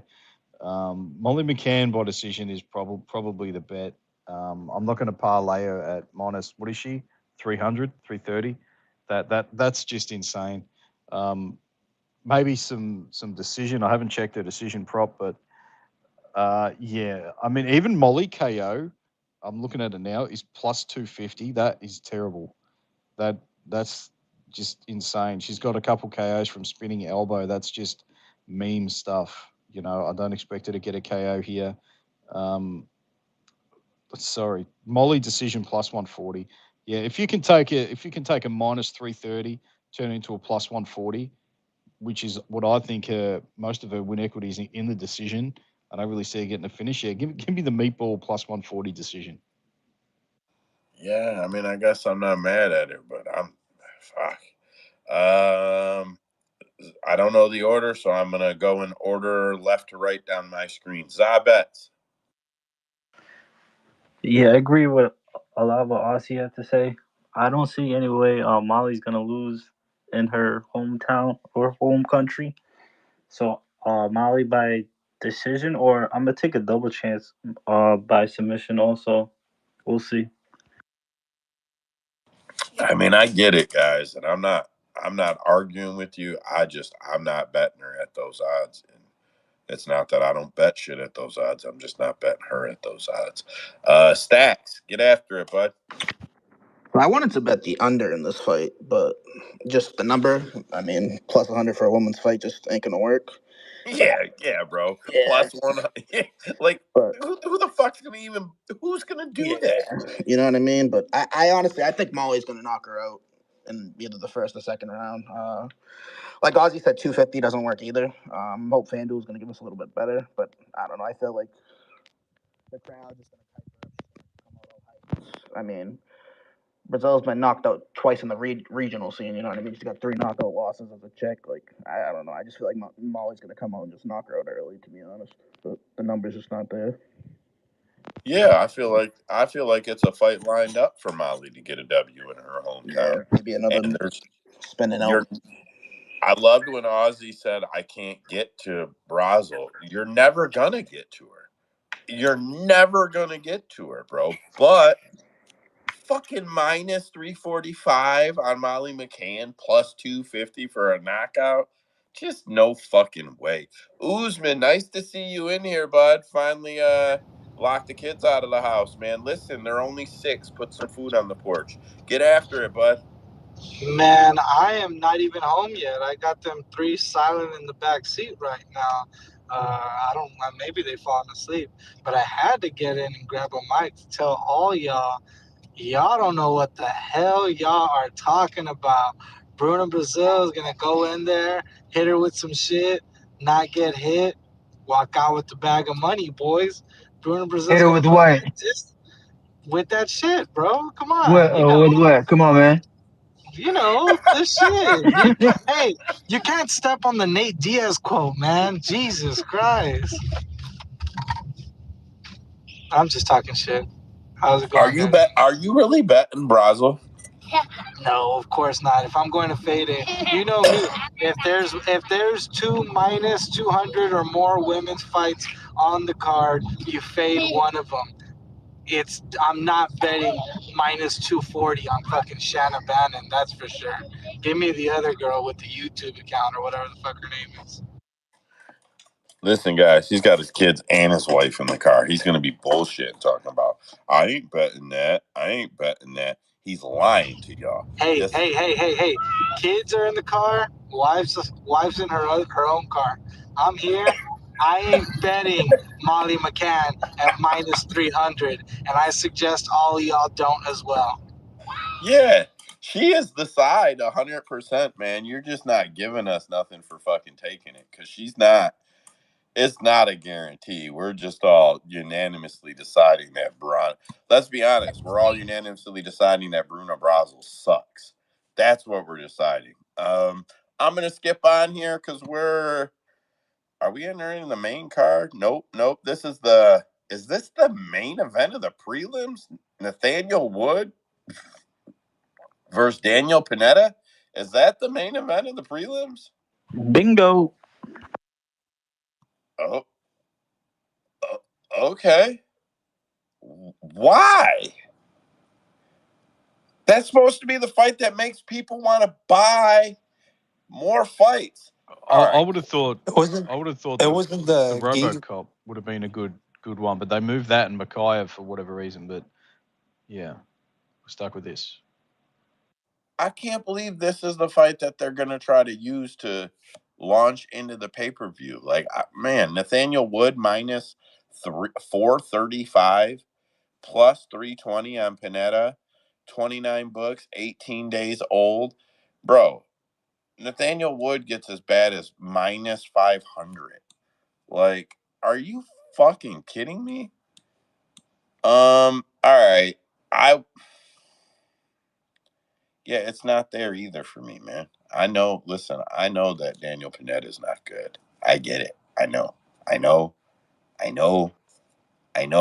everything you guys are going to say. I know you're going to talk about how crappy his striking is. I know you're going to talk about how he has a decent upside in grappling, but it's not as good as Nathaniel Woods. I know. I'm not playing that shit at minus 435. I'd rather play Molly McCann at minus 340. I'd rather play Molly McCann at minus 345 than Nathaniel Wood at minus 435. For fuck's sake, Mike, what do you got? Man, I cannot accept that talk on Daniel Pineda, man. Come on. Look, I got Nathaniel Wood by knockout. I think he's gonna fuck him up and I think it's gonna be bad. But look, Pineda, the minus 500 price tag makes me not want to bet it because Pineda is not, he doesn't suck that bad. His defense is what really fucks him. Against Cub Swanson, if y'all remember that fight, he was hurting Cub Swanson. Heavy leg kicks. He has really, how would I say this? He has really good unorthodox strikes that is really hard to see coming because he waits until his opponents get in the pocket and he lets loose. So with that and his grappling, I think, okay, his grappling is underrated too. He has a really good top game. If you ever just look at his back whenever he's on top, you can see how hard it is just to get him off of you. And on top of that, when he's on top, he's not looking for submissions. He's looking to fuck you up with punches. And you can hear his shots, how hard they are hitting him. So Pineda is a very dangerous fighter with bad striking defense that fucks him. So Nathaniel Wood, I got my knockout, but with the minus 500, I just say take the under. That fight's not going the distance. Yeah, I mean, I can't say that I disagree with the under. Nathaniel is the side, and I'm not paying that juice for him. Aussie, get after it. I'll let Usman go because we were chatting earlier and we got a very similar take on this one. My boy. Yeah, this is how you know I'm not betting that Molly McCann Brazil fight because I'm saving all the degeneracy for this fight right here. Yeah, y'all have hit it on the head that we ain't playing that number on Nathaniel Wood. Yes, he should be the side, but Daniel Pineda's got 9 knockouts, 12 freaking submissions in the first round, I am going to take that chance. I had to hit up Aussie, the crazy line god that he is, because round one submission, he's got 12 first round submissions, plus 2,000. Give me that chance. It's not like Nathaniel Wood is going to be the kind of guy that strikes from the outside. He's going to get hit as well, and they're going to throw for a little bit. That's why I think this is that main event for the prelims. At the very least, Pineda goes to sleep or he pulls off a big upset, and if the chins can hold up, these guys are going to hit each other in the face really hard, and they're going to bang it out. I'm on Pineda. Just give me the old dog who's been at this weight class for a lot longer. Like Mike was saying, if he does land on top, it's going to get real nasty. At plus 2,000, give me that one chance where Nathaniel does get hit. He gets hit, he maybe stumbles, and then that neck gets just snatched up, and we hit that round one submission. Under is set at 1.5, so it kind of, I don't know if I like either way, but like I said, No, that's the play. Under 1.5 is the play. The degeneracy is saved up for this fight. I'm on Pineda. Has anyone ever just done tape study just to hear the sound of punches or just strikes in general? That's the Oh one thing yeah, I love doing. I love when the audio picks that up, bro, and you can Dude, actually Daniel tell Pineda, that dude hits, it is like fucking a truck, devastating. like a truck. But that's all he does. That's it. That's all he does good. I'm telling you, that is why it's the main event of the prelims. That fight, I'm telling you, all of y'all are gonna be everyone's just gonna be jumping up, just screaming like, "Yo, this was an amazing fight." I hope so. I hope so. Yo, Stats. I'm sorry, Go ahead. under 1.5 is plus 130. All right, I'm taking it. Fuck it. Degeneracy on this one. I'm taking under 1.5 too. Oh Jesus, Stacks, get after it, bud. Does anyone know what the under 2.5 line is? If they have any of that even out yet? 1 second. 2.5. The 2.5, the under 2.5. I don't That know. I was hoping we were gonna get lucky and get like an under 2.5 with Wood going to decision his last 6 fights, but I don't really The like under 1.5 is plus 130. The over 1.5 is Yeah, 160. I'm not a big fan of the 1.5 because I'm gonna personally be on Wood 2 and 3. I'm not gonna pick a method because I think he could sub him or KO him, but I think Wood's gonna get it in the second or third round, and I just don't want to get screwed by him getting it in like at like the 3-minute mark in the second round. But I think Wood gets the finish in the second or third round here. Like I said, I think it could be KO or sub, so I'm not gonna pick a side. I think they're both like 215. Yeah, look, remember that Philly and Nathaniel Wood fight where they both hurt each other and they both started respecting each other? That's Yep. not going to happen. Pineda's going to go for the kill. Either he's going to go for the kill or he's going to get hurt. And his reactions when he gets hurt, also not good for someone who has the killing instinct of Nathaniel Wood. So under 1.5 is perfect. It's not going that far. How many times has Pineda getting finished in the first round? 5 times, not once. Yeah, I mean it makes sense. I think it's maybe early second round. Um, you like the KO? You said right? Yeah, I do for Wood. Yeah, method. I think I could see Pineda kind of just he's going to initiate the grappling. Obviously, I think Wood could grab a sub, but I think the KO is most likely outcome too. But yeah, I'm going to play 2 and 3 once lines come out on FanDuel. Very nice. Very nice. Ozzy, get after it. Yeah, like Usman said, man, I like the round one sub. How can you not play that at plus 2,000? I'm going to hit it. He's going to go for it. He might not get it. If he doesn't get it, he'll blow his arms out and he'll get finished. Yeah, either in the second or the third. So yeah, I'm playing Pineda round one sub at plus 2,000. I'll also play fight ends in sub because I really do think that he's not going to stop shooting even when he's gassed. He's still going to shoot these takedowns. They're going to get lazy. They're going to get sloppy and it might still end up on the ground, but with Wood on top, and I could see Wood definitely getting a submission over him, especially late in the fight. So, yeah, I'm going to have some round one sub and then fight ends in sub. And probably gonna be forced to take some Wood round 3. But I wouldn't touch his money line, to be honest. Nathaniel Wood, he's not going to look like that big of a favourite in round 1. He might even lose round 1, and you get a pretty good lifeline on him. If this fight does go to the second round, you want to hope Wood loses that first round, and then you can get a decent line on him and just bet him live after that first round. Because I think Pineda, a lot of his win equity, as we've all said, it's in the first 6 minutes, really. It's probably got another minute in round 2, and then it's done. And Wood can be relentless. When he's feeling it, when he's on, he can be relentless, man. He can throw a lot of strikes, get some really good positions. And yeah, I'd be shocked if this goes the distance. Yeah, I don't think it makes the distance.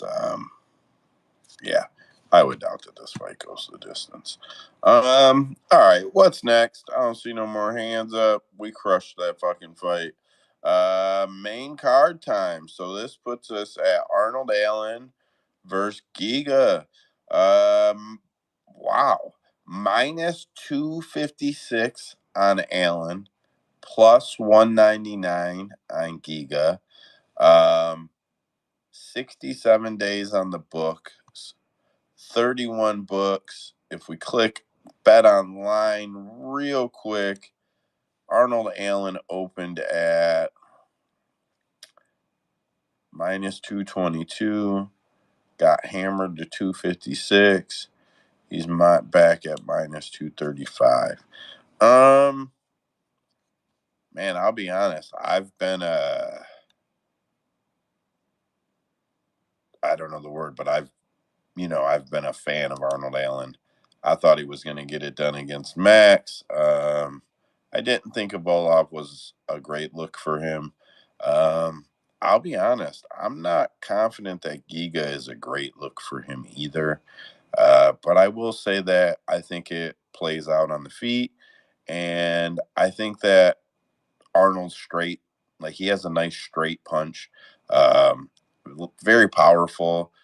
Fairly quick, not the fastest thing you've ever seen slip, but he can get it off on most guys. That is going to be the tool that decides the fight for him, in my opinion. If he can't hit Giga with the straight punches, it's Giga all day. I would say take Allen, but if he can't get off on Giga early, if he can't find his range in the first minute, I would probably look to, for you guys that are live bettors, I would probably start looking at Giga really fast. Because if Arnold can't find him with those straight punches, he's probably not going to catch a rhythm on him, in my opinion. And Giga will probably take the third without much difficulty. The over 2.5 is set at minus 220. The under is plus 180. Mike, what do you got on this fight? Yeah, I am surprised at this line because I was on Giga before the tape study, and I'm even more on him now. Like Arnold Allen, he does have success when he throws his punches straight, but it's more like a pull. Like he pulls his opponent in, he pulls back, and just throws it because they're already in his striking range and they can't retreat. Giga has really good defensive footwork, and he's very fast with his feet. So once he throws that leg up, the leg goes down, and he's already out of range. I don't think people understand how fucking fast that is because people have a hard time getting out of range with their hands. He can do that with his feet. So I think Arnold Allen is going to have a hard time getting at him because he doesn't really throw straight punches as much as he throws hooks. And he doesn't have good offensive angles to set Giga up for anything. So lack of feints, lack of offensive angles.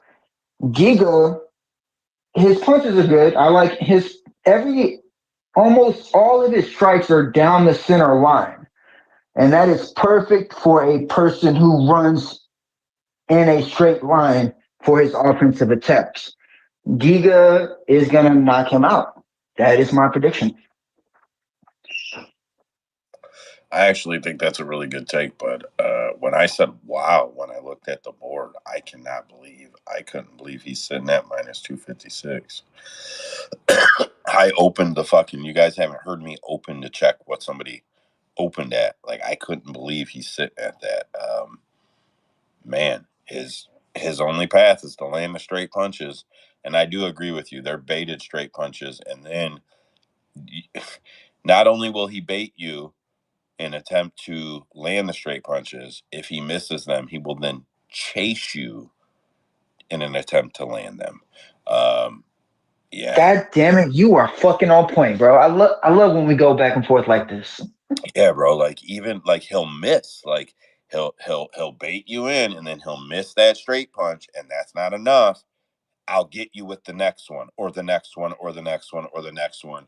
Fuck, you just hit me hard, bro. It's I really liked Arnold Allen, but I feel like Max Holloway, like, bro, I don't know. He showed us. He showed us where the flaw was, and I'm not big on Straight that. shots all day. That's it, and that's all he's got. And if Yeah. he won't take the bait, and he can't back you up, you're fucking over with, bro. Like, he's done with. It was literally a bait issue. I'm stealing your words there, bro, and Giga's not gonna go for it. Yeah, I don't know. I got my daughter texting me, so I'm gonna do that, and I'm gonna let Ozzy get after it. Yeah, I don't really understand this money line here. If Arnold Allen doesn't get takedowns or doesn't go for takedowns, this is a very close fight on the feet, I think. Let's just see. The last takedown Arnold Allen got was in 2021 against Sadiq Yusuf. So he's had 4 fights since then and hasn't got a takedown. You better take Giga down, man. He's going to be kicking you. He's going to be doing what he does, and it's worked for him a lot of a lot. He's got a lot of wins in the UFC against, obviously a lot lower competition than Arnold Allen, but man, he does go for it. That kick, it is special. He lands it a bunch. Arnold Allen should close the distance, should get takedowns, and try to get back on the winning track. I mean, he lost to Evloev and Holloway, 2 of the best in the division. This is a step down, or more of a where are you at spot. If he loses this one to Giga, he's kind of lost in the shuffle, man. He's kind of back to mid-level guy. So yeah, this is a big fight for Allen. I guess he's from England, right? So he'll have the hometown crowd, and yeah, we'll see what happens. We might see some sketchy scorecards if it goes the distance, but it probably does go the distance, and he probably does get the decision win over Giga. But he should fight smart. He should go for takedowns. That's all I got. Yeah, I agree with you, and I don't think it'll happen though. I think he'll hunt him the whole fucking fight. I think he will hunt. Dead picks. We ain't heard from you in a bit, Mr. Producer Man over there. You got a take on this Giga Arnold Allen fight? Or are you saving it? I mean, I don't know, man. I mean, what's like the last good fucking performance by Allen that I could? Oh no, yeah, I think I'm thinking of a different fighter. So yeah, no, altogether, I'm just gonna stay away off this. But yeah, I was confusing Arnold Allen with someone else, so I don't even wanna, yeah, get on that. For this one, I'll probably just blindside, just give me Giga, just for the fucking Giga kick. But I'm good off this. Not interested. Yeah, it'll be a fun fight to watch, though, probably, bro. 100%. You're 100%. probably. I mean, Allen did have some good performances, and he went on a good little run. Um, he just, I don't know, when he got up to the top, he fell off, and I guess that's all I got on that one. What's up next on this card here is Christian Leroy Duncan and Gregory Rodriguez. RoboCop. The fight, someone else already called it, that you would assume would open the whole card, or, main event, the prelims. All right, so I don't know what's up with this fight. It's reporting a little funny, like one of the books is having an issue with it, but we still got odds here. RoboCop plus plus 150, plus 115.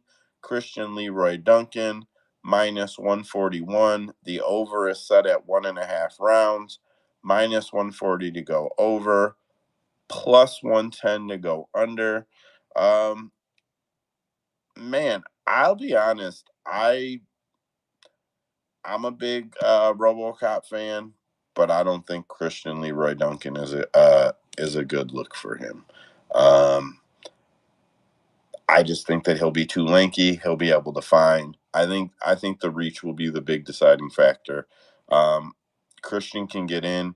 I think that RoboCop has a hard time, and I haven't taped this week, so better times you can fucking shit on me if I'm wrong.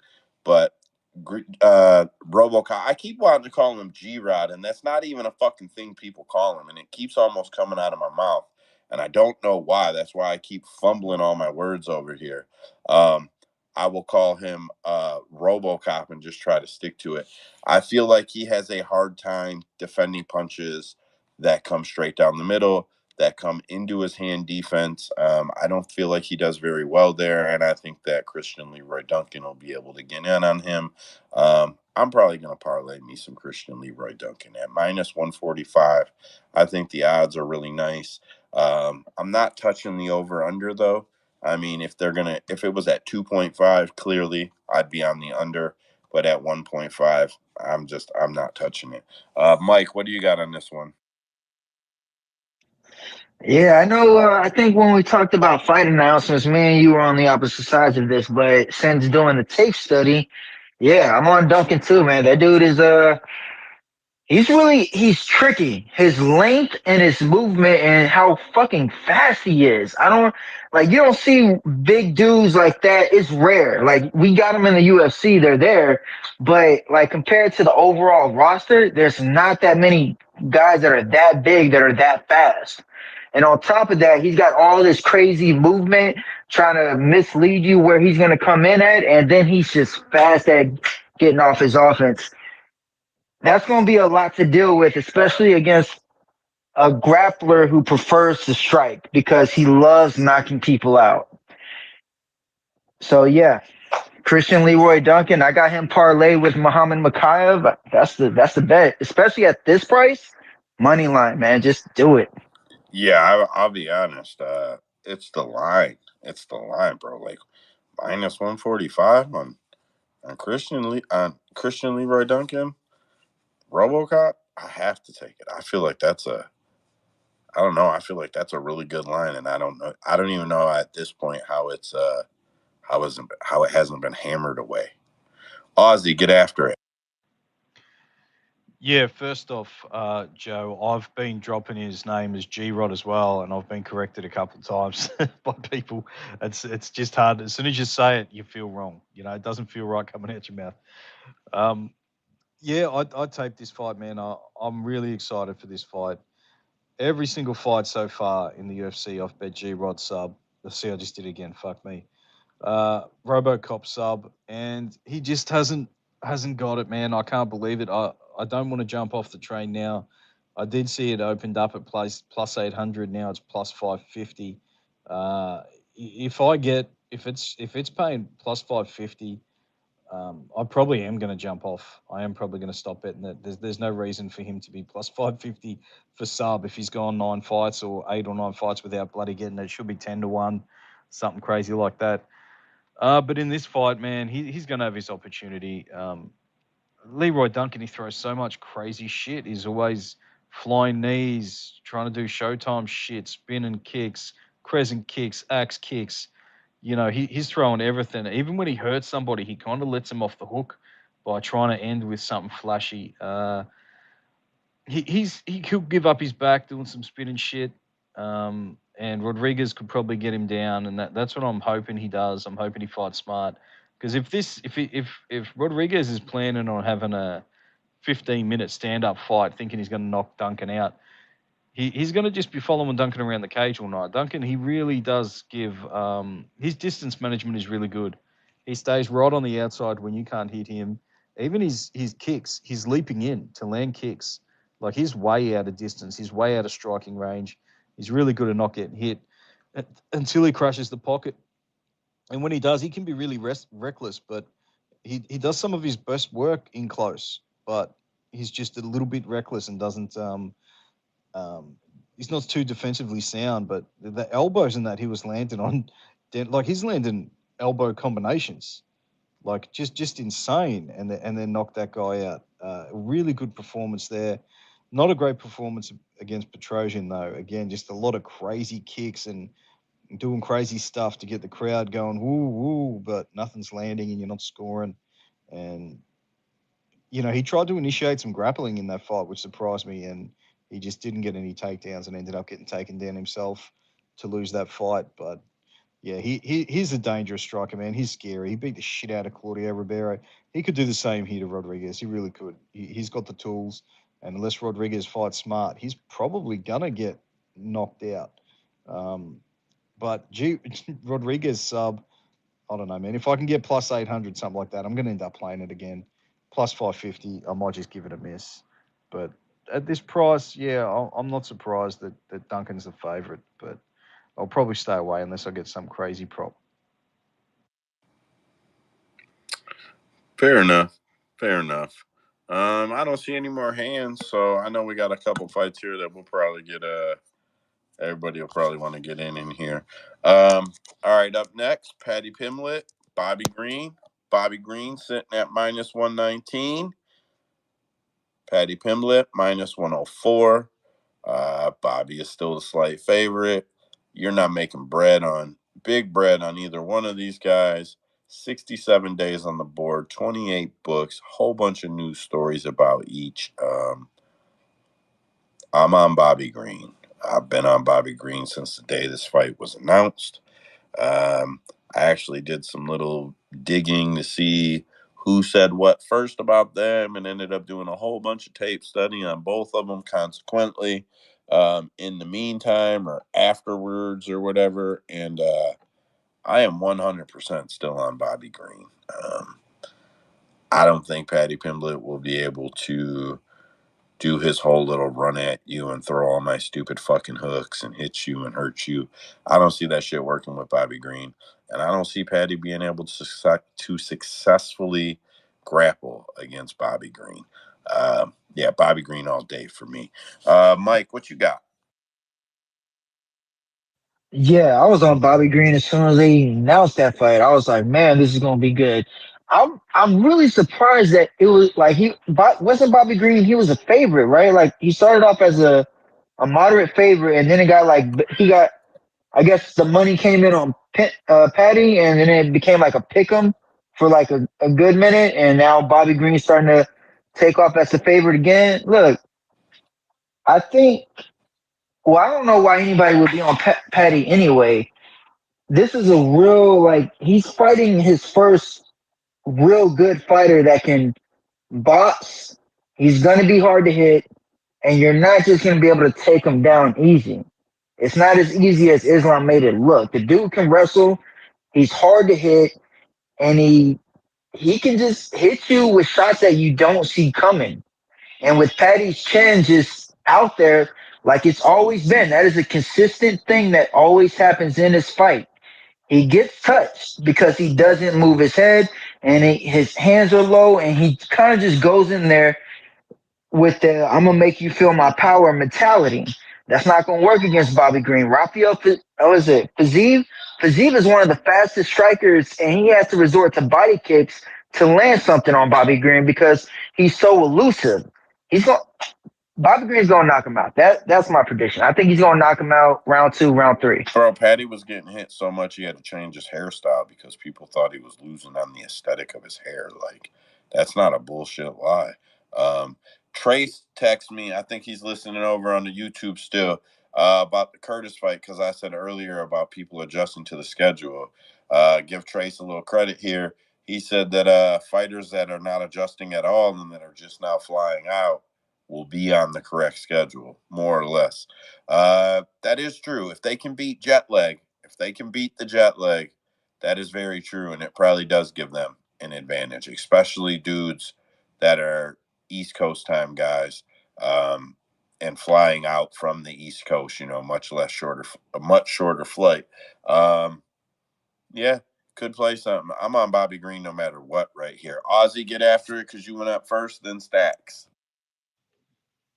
Yeah, man, we were talking about this in the space a couple of weeks ago, and I was saying I can't believe Bobby Green is only minus 200. I thought he should be minus 300, and now we get him at almost to pick him. Like I'm glad I didn't drop a bomb on him back then. I see like some minus 115s out there. I'm probably going to hit it big today. If Bobby Green goes down, it's going to be just a terrible loss for me, man. I'm not great at picking money line fights. I kind of make all my money off props, but yeah, I've been on some bad end of a couple of big money line bets this year. I dropped 10 units on two fighters this year, and they both lost.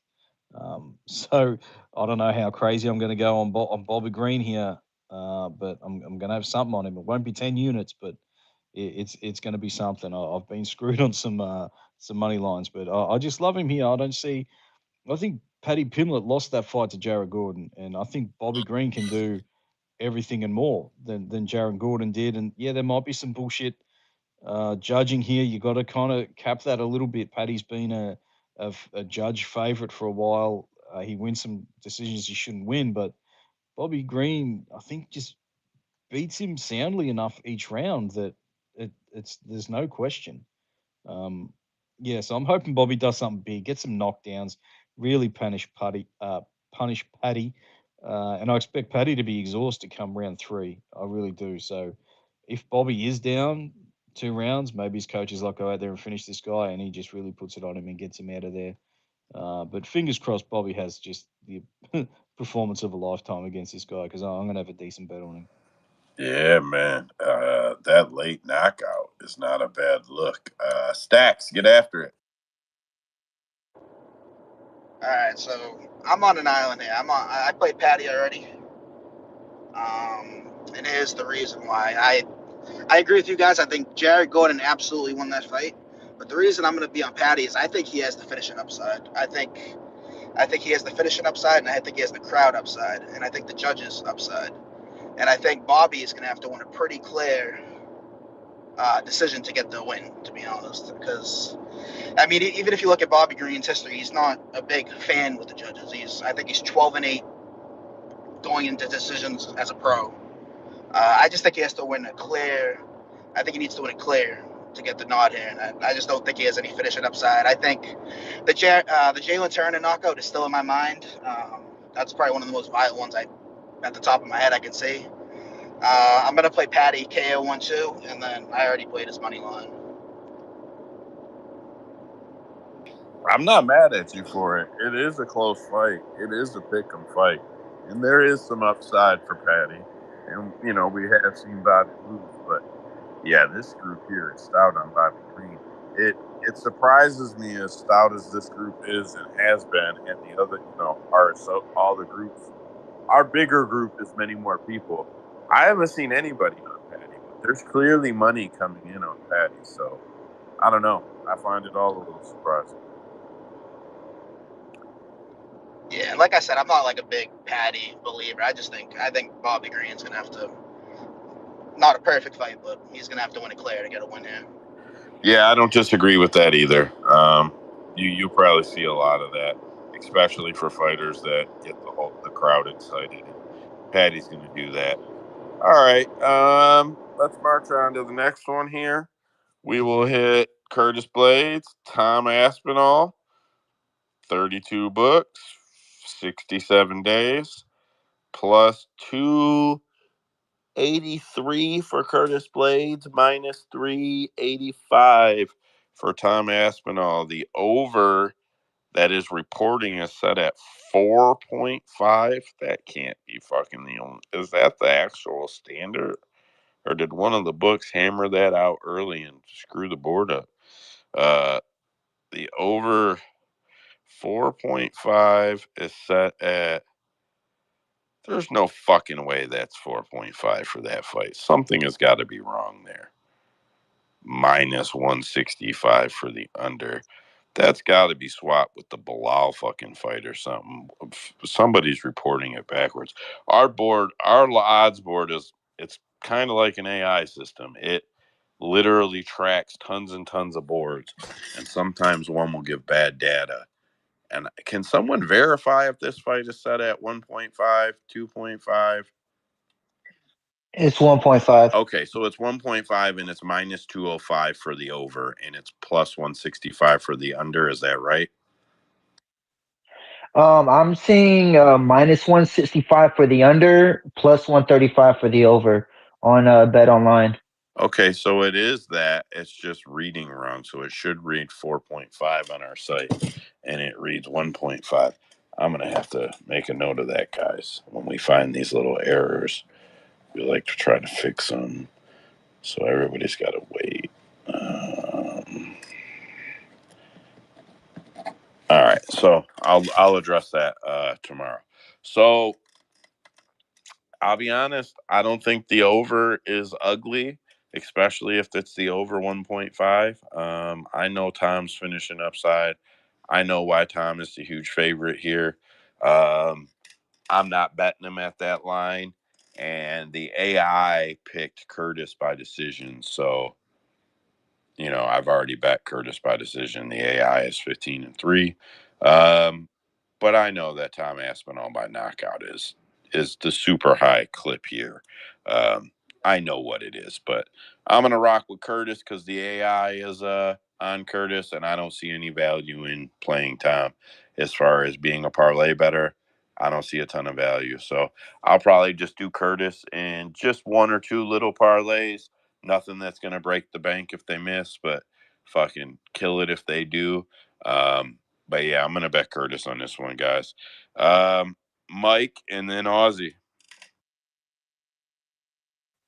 Look, man, I've been betting on Aspinall since he started. I already knew as soon as they matched him up with Jay Collier, I already knew what was up as soon as I started breaking him down. I knew he was going to go far, and I knew he was going to be a champion. I knew he's going to be the next long reigning champion. He's going to knock Curtis out. That speed is something special. The only person I think that can probably match that speed is Cyril Gahn. Cyril Gahn is super fast too, and that should be his next fight. But Tom Aspinall, a lot of people are going to have trouble with that speed, the power, and the fact that he can just have explode into a takedown just out of nowhere. Curtis Blaydes is going to be outmatched. I think maybe if the fight goes over 1.5, then yeah, maybe on the live play you can probably put some on Curtis because he hasn't been tested as far as his cardio hasn't been tested to go like even 3 rounds. He's been just knocking people out. But from what I can see, this fight is probably going to more than likely play out on the feet. Curtis Blaydes is getting a lot better with his hands. And for some reason, I don't know what's been going on with his takedowns attempts lately, but I pointed it out several times that his takedown attempts now are just sloppy. It's not good at all. And I don't think unless he's coming with a different approach, I think Tom Aspinall is going to be ready for him and he's going to knock him out round 1. Yeah, it's really hard to argue with that at all. I'm still taking Curtis. Aussie. Yeah, that was a great breakdown by Mike there. I agree with everything. The hand speed is insane. Aspinall, he doesn't just throw one punch. Heavyweight fighters, they're one punch, get out the way. Everything is in 2s or 3s, and these guys aren't ready for it. They're not ready for it. They don't train for it. You can't unless you're sparring with middleweights or something, or a lot of heavyweights. You're not seeing that kind of speed coming at you, and he's got the power to go with it. I love Aspinall KO1. Blaydes, I love it. I've made a lot of money off betting Blaydes in the past. Um, but you're giving me a guy who doesn't really shoot for takedowns now until he's almost knocked out. If he came in the way I thought, the way Gelton Almeida came in against him, if that's his game plan here, then he's definitely value with this price. I don't like Aspinall's money line here because there is value on Blaydes if he does use the takedowns. But if he doesn't, if this is a stand-up fight, Aspinall should be able to take him out.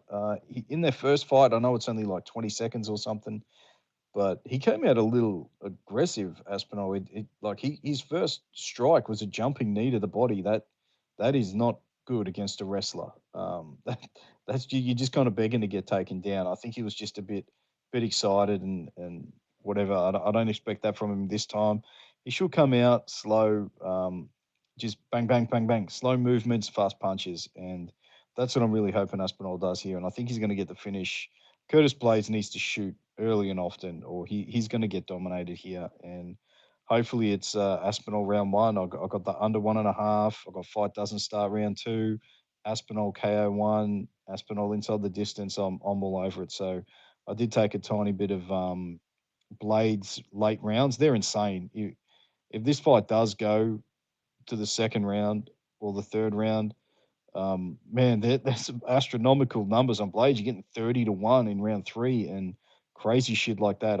You got no choice. You have to play that at least to cover the bets on Aspinall or whatever you got inside the fight. So, yeah, I had to smash a little bit of that because even if it does get to the third round, if this gets to the third round, Curtis Blaydes is not going to be paying 30-1 on the lifeline. I can guarantee you that he's probably the favorite.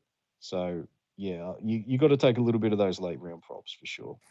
Yeah, no way if you're betting live, there's no way you're getting him at anywhere near that Aussie if it goes into the second. That line will plummet, will absolutely plummet on Curtis Blaydes. Stacks, get after it. All right, so I kind of have two takes there. One is what everyone else is saying, which is what I think is most likely going to happen. I think Tom Aspinall is going to knock him out early and often. Probably round one. I'm not going to get too much into it. Everyone already discussed it, but I can't hear my Stacks. kind of. Can anybody else hear him? Oh yeah, I hear him. Yeah, I can. All right, then let him finish out. We're getting close to the end here. Does he want me to leave and come back? Does he want me to? Should I finish? Joe, he asked if you want him to Go leave ahead and and come back. finish. Yeah, here, but wait, So, let me remove him as a speaker because that seems to be the trick. Remove from speaker, now leave and come back. All right, hold on, Stacks. Leave and come back. Hey, Dead Picks, bro, I didn't mean to skip you out on the Bobby Green fucking Patty fight. You got takes on this one or that one while we wait for Stacks to get back in? I love how everyone's on Bobby because I was on Bobby I like fucking everyone else like when the fight was announced. But as the closer we get to it, I kind of feel like Stacks. I feel like on an island somewhat. Like I haven't even told anyone I'm on Patty, but I just get this weird eerie feeling. That all this money with being on Bobby. Everyone likes Bobby. And Stacks even said it. Who even knows? Like the judge like really fucking with Bobby like that, and I don't know. I'm just like thinking narrative on this one. Like, I mean, if they want Patty to stay, they're gonna like throw him the bone and give him the decision, right? So, I mean, I don't know. I really don't fucking know. In terms of this fight, though, I mean, you put a gun to my head. I'll take Bobby. I'll take Bobby for this fight. I think I rolled Aspinall just because I want to see him do good. I want to see him, take the torch for heavyweight, and be the king, like once all this shit's over for Jones and whatnot. But yeah, man, I'm a Curtis fan too, so it hurts to pick against him. But for this, I'll just go with Aspinall. Like I said, just because I want to see the guy do great things. That's all I got. Give it back to Stacks. Yeah, I can't disagree with you on that one. I think I want a certain set of fighters in heavyweight to be protected from the old guard. So that way we don't have to hear about they lost to this guy or any of that shit. And not that I think that Curtis is the huge upside here, but I just don't want to hear it later. In 2 years, when Stipe's gone and John's gone and none of them motherfuckers are fighting and we're left with Curtis or we're left with Tom and Surreal and the few other guys we got at the top there, Jailson, I don't want to hear about any of these old fucking fighters. So I'm with you. I would like him to see him win for that reason, but I really, really want him to lose because I got to bet against him. Stacks, get after it, bud. All right, you guys can hear me now. Absolutely. All right, so I kind of have two takes there. One, I'm not going to get too much of the details like everyone else said. I think Aspinall does knock him out early and often. Probably round one. He's too quick. I've heard a lot of people say the sub. I don't think it's a sub. I think he just flatlines him early. And then my second take is kind of like a long shot. But you actually mentioned it. Curtis Blaydes' decision. I think I played it on like Sunday night. I think I got like plus 900 just because if he does get his grappling going, he might just be able to control it. He's 5-0 in decisions. Just kind of like a different angle if you want to play Blaydes, because I don't really see Blaydes finishing Aspinall, even though Aspinall's never been any distance. But I just see Blaydes controlling him on the ground if he does get it there. So I don't think decision plus 900 is a terrible look, but I think Aspinall does knock him out in the first round. Yeah. So I'm gonna parlay Bobby by decision with Curtis by decision with Leon by decision and see what I get for it. So I like to hear that it's plus 900 on the Curtis decision. Yeah, I think it's a plus 800 now, but still a pretty good number. Yeah. Hey, Dead Picks, you got. Oh wait, Ozzy, get after it. Yeah, sorry, man. I was just going to say, just looking at the same game multis for this, you can get Blaydes to win by decision and to get 2 takedowns at plus 12,000. 1200. What do you call it over there? 1,200. 2 takedowns plus win by decision. I mean, he's clearly gonna Yeah. have to get. He's not getting the decision without those 2 Fuck takedowns. no, he's not. So, And it is 5 rounds, yeah. correct?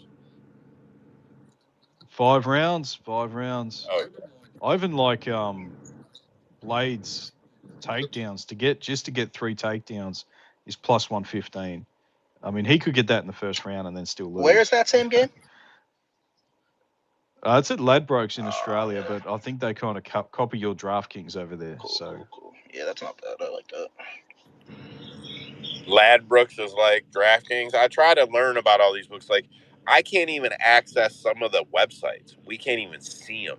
And people are like, "Oh, download a VPN." Fuck you. Them casinos are smarter than your dumbass VPN. They are, bro. People keep telling me that, like, oh yeah, you just get another account. Like, yeah, I can't open an account with anybody else that's got the same IP address in Australia. And if you do win something big, they don't just put it in your account and let you withdraw it.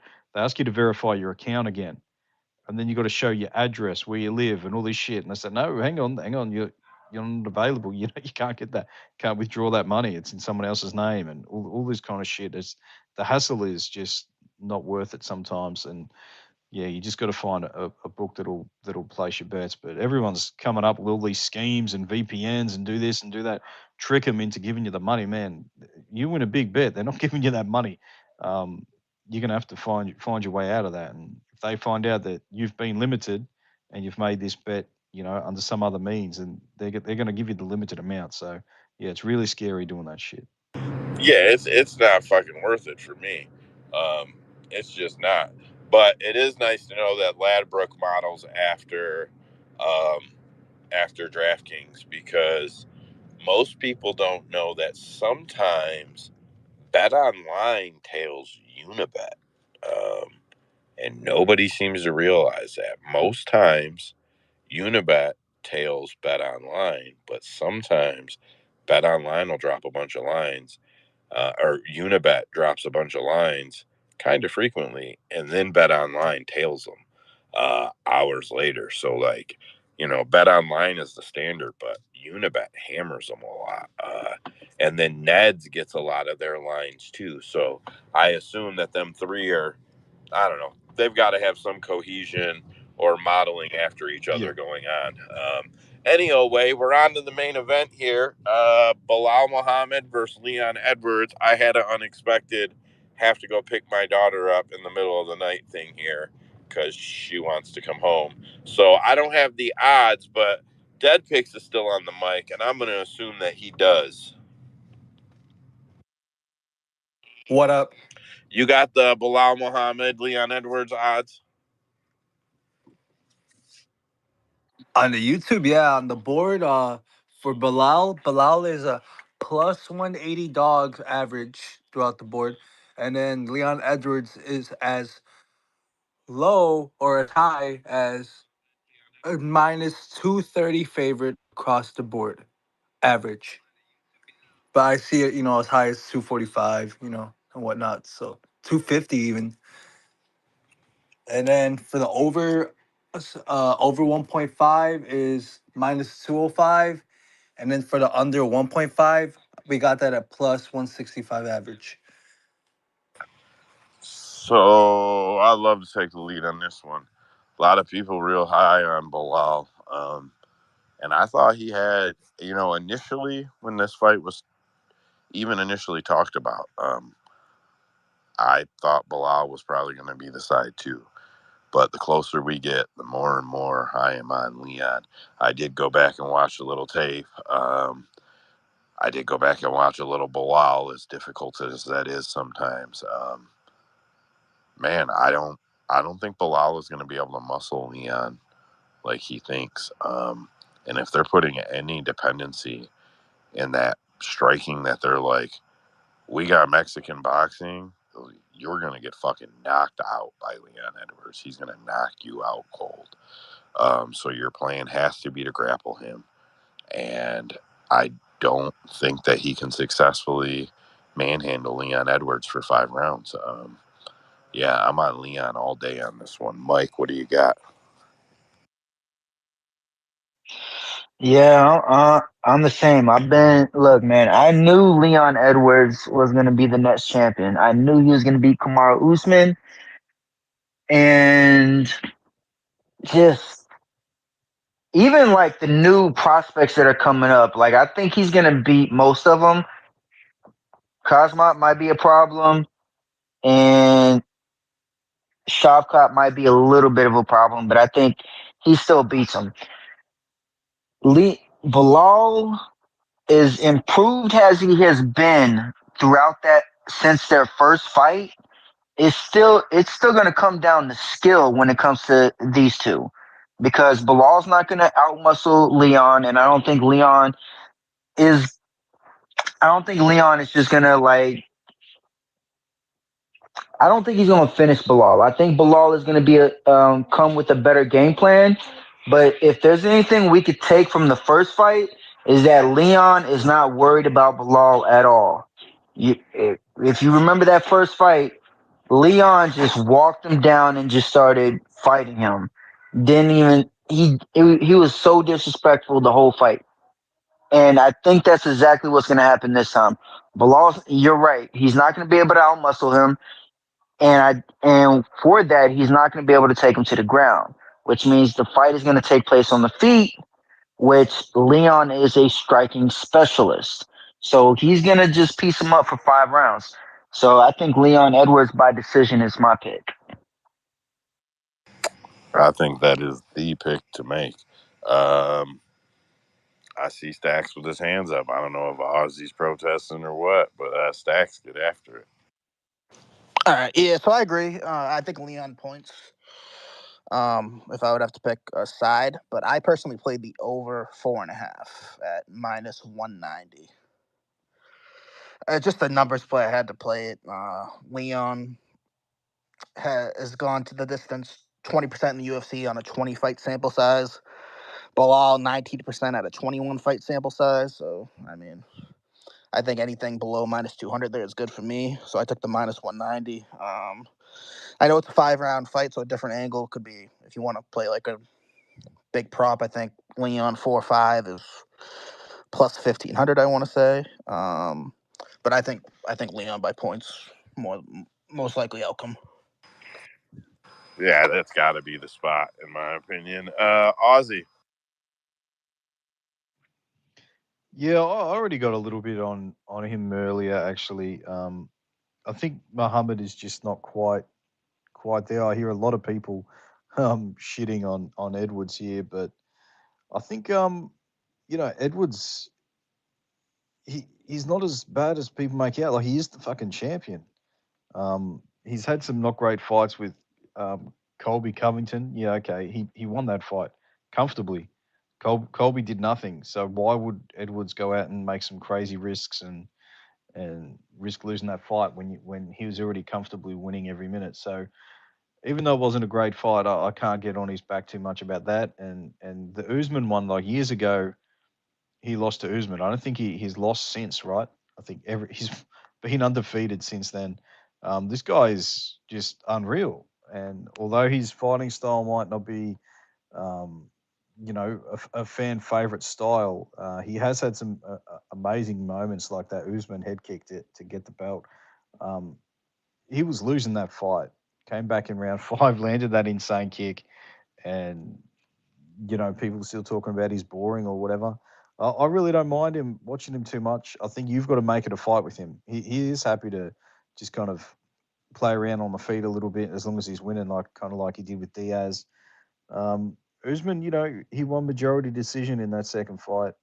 I'm gonna rewatch that today. I'm not gonna rewatch the Colby fight, but yeah, I kind of like him here. I think I like him a little too much. I haven't really bet anything crazy on him. I got a little bit of his KO prop a couple of weeks ago at plus 450. Um, I just put a free bet on it. No real money, no big money or nothing like that. But yeah, I'm just going to wait and see how this fight plays out. I'm assuming it goes the distance. I can't blame anyone for taking Belal decision. He's got a path. If he can get some takedowns here and some top control, maybe he rides his back for a full round or something. He can do some stuff like that. A lot of leg kicks. He can mix it up a little bit. But other than that, I think it's Leon's fight to lose. I think he should be able to keep the distance really well. Muhammad's going to be moving forward, swinging and missing, and he's going to be getting countered by Edwards. And yeah, Edwards is in insane shape too. I don't think I've seen a fighter as ripped as this guy. Yeah, give me the Edwards, man. I think he gets the decision. Yeah, my other note, tape study aside, and just whatever reads, like putting that stuff aside, I watch a lot of this stuff. I listen to a lot of podcasts. I do not watch them. I don't understand people who watch people talk, but I listen to a lot of podcasts, and I do watch lead up footage to fights. And Anatomy of a Fighter did a thing on Belal. UFC's done a thing on Belal. And I think there's someone else that has done some stuff on him recently. And what I would say is that he seems to be counting a lot on everything around him. He seems to be counting a lot on his, I know they all count on their camp, but he seems to feel like just being with another camp is going to be the key. Just having Khabib do the tape study and tell him what to do is gonna be enough. And I don't, whatever. I hate when people there's levels to this, but there are levels. There are IQ levels. There are all types of different things when it comes to fighting. And I feel like Belal is just putting too much faith in. I'm training with Nurmagomedov. I'm training with Mokaev. I'm training with these guys. What he doesn't know, and what he should know, is that Islam has already said that he will fight Belal. Belal has said, "Oh no, if I'm the champ, I don't want to do that." He has said that. I'm not fighting that guy. But that guy has already said he'll fight you. So they're reading you. While they probably are teaching you, they're probably teaching you limited things. It's like the older brother, big brother. You teach or the older brother, little brother. You teach your little brother the stuff you think he needs to know, but you always got one or two things where you feel like, well, I'm not going to give you that one yet, just in case you need it. And I assume that they are training with him that way, that they are teaching him that way. So he's probably not getting everything he thinks he is out of camping with them. I don't know. It's not me trying to be negative, and it's not me trying to shit on Belal. It's me just trying, I don't feel like he's self-aware of his situation right now. While you are the friend, you are also possibly the enemy of tomorrow. You are the friend of today, but maybe not tomorrow. And I don't think that he really sees that. Their unity comes from a lifetime of training together. Bilal's been going over there a couple of years. I don't see it. That's pretty much all I got on that. I don't know if anybody's got anything else they want to add. If not, we're probably going to close this out. That'll be the space for tonight. Ozzy, get after it. Sorry, just one more thing I wanted to add with Belal. Defensively at distance, he's not great, and his reaction to kicks, especially head kicks, isn't good. He doesn't know how to defend them well. He eats a lot of high kicks, and that's kind of what makes him, you know, a bit of a target here. I think Edwards is going to throw a lot of high kicks. I don't think he's going to throw any middle kicks because he's going to get scared of getting taken down. But Belal doesn't react well to kicks. He just really doesn't. Whether it's low kicks, high kicks, he doesn't react well. So yeah, I expect Edwards to have a heavy kick game plan here. I don't think that he reacts well to damage, to be fair. I think there's a certain look, like, I think when he gets damaged, he has like a certain bewildered look to him. Please take those in and hang them up. I think he has a certain bewildered look to him when he gets hurt, like confusion, and I think it's real. I think that he's a guy who really needs to collect himself more than some others when he takes some damage, just meaning, like, he doesn't have certain habits, like just automatically start doing something when you're damaged. I've seen him get hit against the cage, and I've seen him kind of stand there and look to try and figure out what's going on. If you have even a moment of that with Leon Edwards, you're going to sleep, and he's going to put you to sleep pretty quick. I'm betting Leon by decision, but man, I could be really sad if Leon knocks him out, because I see that as a possibility. And I see it against the cage. Even with a head kick, I see it against the fucking cage. If Leon hurts him, Bilal's eyes open really wide. Yeah, I don't know. If you know the moment I'm talking about, if you've watched this tape study, you know the moment I'm talking about. And yeah, Leon Edwards is going to beat the shit out of him, in my opinion. Might look competitive in the first two, but after that, I think it's a walk away. Yeah, I will say in that first fight, I remember thinking it was a lot more one-sided than it was. I remember thinking Belal got the absolute shit kicked out of him. People were talking about a quit job. That was no Cody Brundage situation. Yeah, he got his eyeball just absolutely destroyed in that fight. Yeah, it wasn't as one-sided as I remembered. So yeah, this could be a good fight, but yeah, it was unfortunate the way it ended the first time. I think it will be competitive into like I said, the first two rounds, but I don't know. I just got a feeling that Leon walks away with the cardio, and even though Belal has good cardio, I don't think he can control Leon. So I don't think I don't think the type of cardio that he has is going to be what gets him over the line. Yeah, that is interesting though. What you say about his cardio, he does. If you look at his fights, he does turn the volume up as he goes on. Like round one is usually his worst round as far as output, and then he gets more and more comfortable as his opponents get tired. But I don't see Leon getting tired. So You're talking about yeah, it's Belal? going to be yeah, Yeah, but Belal. Yeah, his output goes up as the it's fight goes on. because he's wore on them. It's because he can lean on them Yeah, against the yeah, cage and then start to get off the rabbit punches. A lot of what he does is because he's wore them guys out, and he's done it through grappling. I don't think he can do that to Leon, bro. I don't think he can do that shit to Leon. yeah. I don't think so either. And we're in England. This is a massive moment for Belal. You know, it's a championship fight. Leon's been here for a while. He's been champ for a while. He's been in bigger fights. He's been in with better wrestlers. He's been in with harder punches. Um, yeah, I'm not saying that this is a step down. You know, Belal definitely deserves this shot. He worked his way up. He did it the hard way, but I just think he's not quite there yet. Yeah, Or maybe never will be. This is the best version of Belal. You know, this is his shot. This is his chance. I don't think he's going to be a guy that gets multiple chances. His fight style isn't pleasing to the UFC brass. This is his shot. If he doesn't get it done here, he's probably not getting another shot for a long yeah. Come time. on, Leon said they offered him fights on other cards leading up to this. The UFC was trying to get him to fight on 300. They'd offered him 3 guys that were not Belal Muhammad. and he said yes to all 3 of them. So this is definitely it for Belal. I mean, maybe not, indefinitely, but in the short term, this is it for Belal. I would not be surprised. You kind of worded it in the way, Ozzy, if the pressure cracks him. There's a lot of pressure walking out there. Belal Muhammad seems to take world events very much on his shoulders for no reason. Yeah, he's probably going to feel a lot of pressure walking out there. And I think we'll see it in him. Anyways,